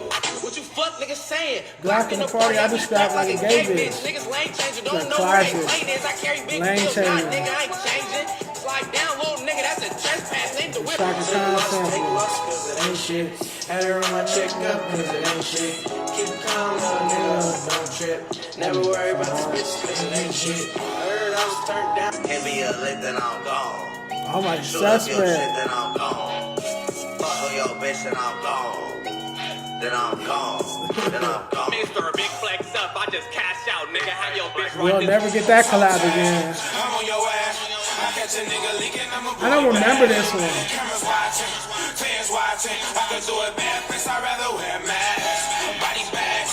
We go to war, but we the most hated. This chain's fake, them ain't carrots, they gold plated. I won't let you niggas play with me. No, that's why I keep it on me. Tell them pussy niggas speaking on me. When you get money, you ain't worried about me. We go to war. Bodies dropping where I'm hanging out. I don't remember this one. No, this ain't no West Coast classic, buddy. I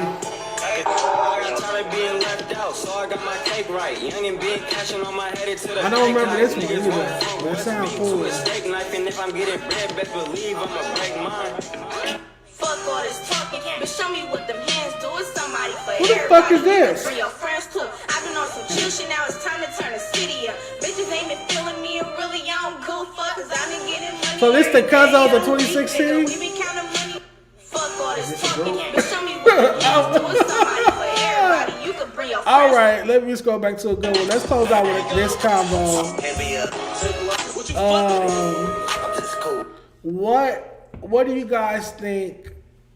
10 years later, what do you think has changed, good or bad? What has changed on West Coast hip hop since 2016?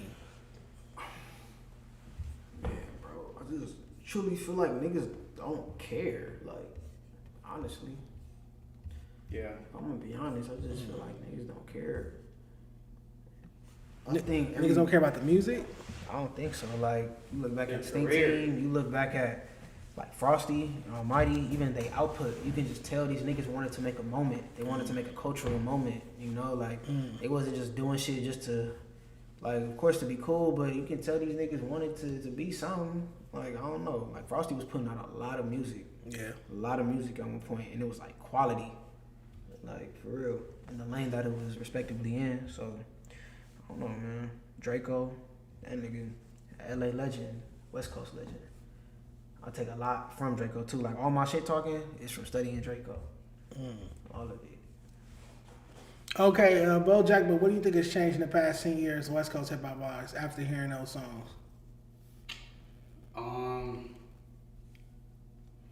A lot of those records were records that were like made between people that no longer, you know, rock with each other anymore. Like, you know, there's no more SOB, RBE.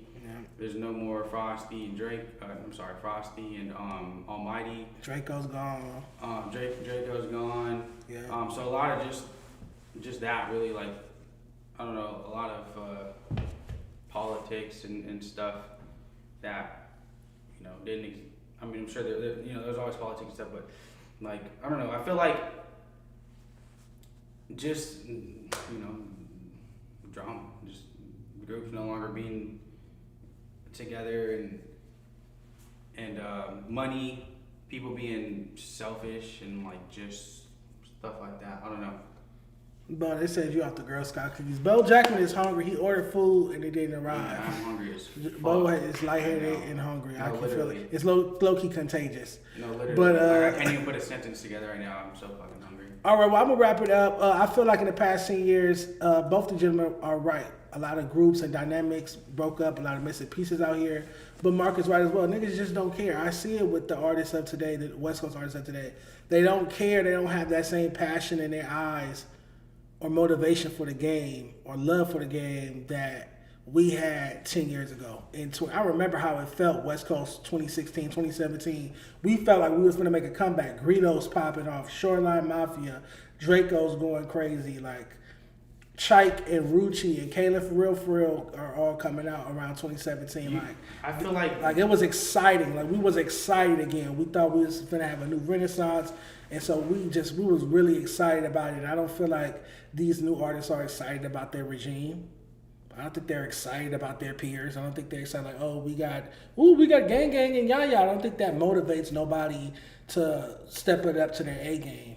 I feel like y'all let the hate get like, the West Coast is like the most cracking coast. I'm not gonna lie. Like, we're the coolest. We dress the flyest. Like, we lucky we do got the best music. Don't let nobody else manipulate you guys and say that we don't. Like we're the originators of a lot of shit. When we give a fuck, we have the best music for sure. Yeah, when we apply ourselves, nobody fucking with us. I agree. Like if we would have just kept going, I mean, at least there's still hope, obviously. But I mean, like just like to just I don't know, bro. I just feel like you need a sandwich. I need a sandwich right now. Nigga don't know what's yeah, going he don't on. know what's going on. All right, Mark Lux, so you got anything to say to the chat on the outro? Because this nigga's rapping. Get us out of here, Mark. I had a point. I do need a sandwich. But I don't know. I feel like we just can't let politics and stuff. You guys are, you know what, guys? They're putting too much pressure on me now. I can't even form this. Go ahead, Mark. Send us home. Let the people know where to find you. I'm so mad. Open Gates by Mark Lux is out now. If you ever had a problem with West Coast rap, West Coast music, the answer is in the mixtape. Just find it. Come on, man. Open Gates by Mark Lux is out now. Absolutely. All right. Palm trees in the chat. All I gotta say. Gone. Shooting stars in the chat. Tap in with Mark Lux. All social media platforms. Tap in with the new project, Open Gates. I thoroughly enjoyed it. You guys know I'm quick to give Summer F, so I really, really enjoyed it. And all right, Wednesday I will be back here with Tam Berlin. Me and her will be having a one-on-one stream. We got a lot of catching up to do. I still got a lot of her stuff from the Christmas party. We're going to talk about all of that. She was twerking on my homeboy, all of that. So pull up Wednesday, 9 p.m. Me and Tam, we going up. Peace, Bo Jackman. Let the people know where they can find you. You guys can find me across all platforms at Bo Jackman. BoeJackman. Instagram,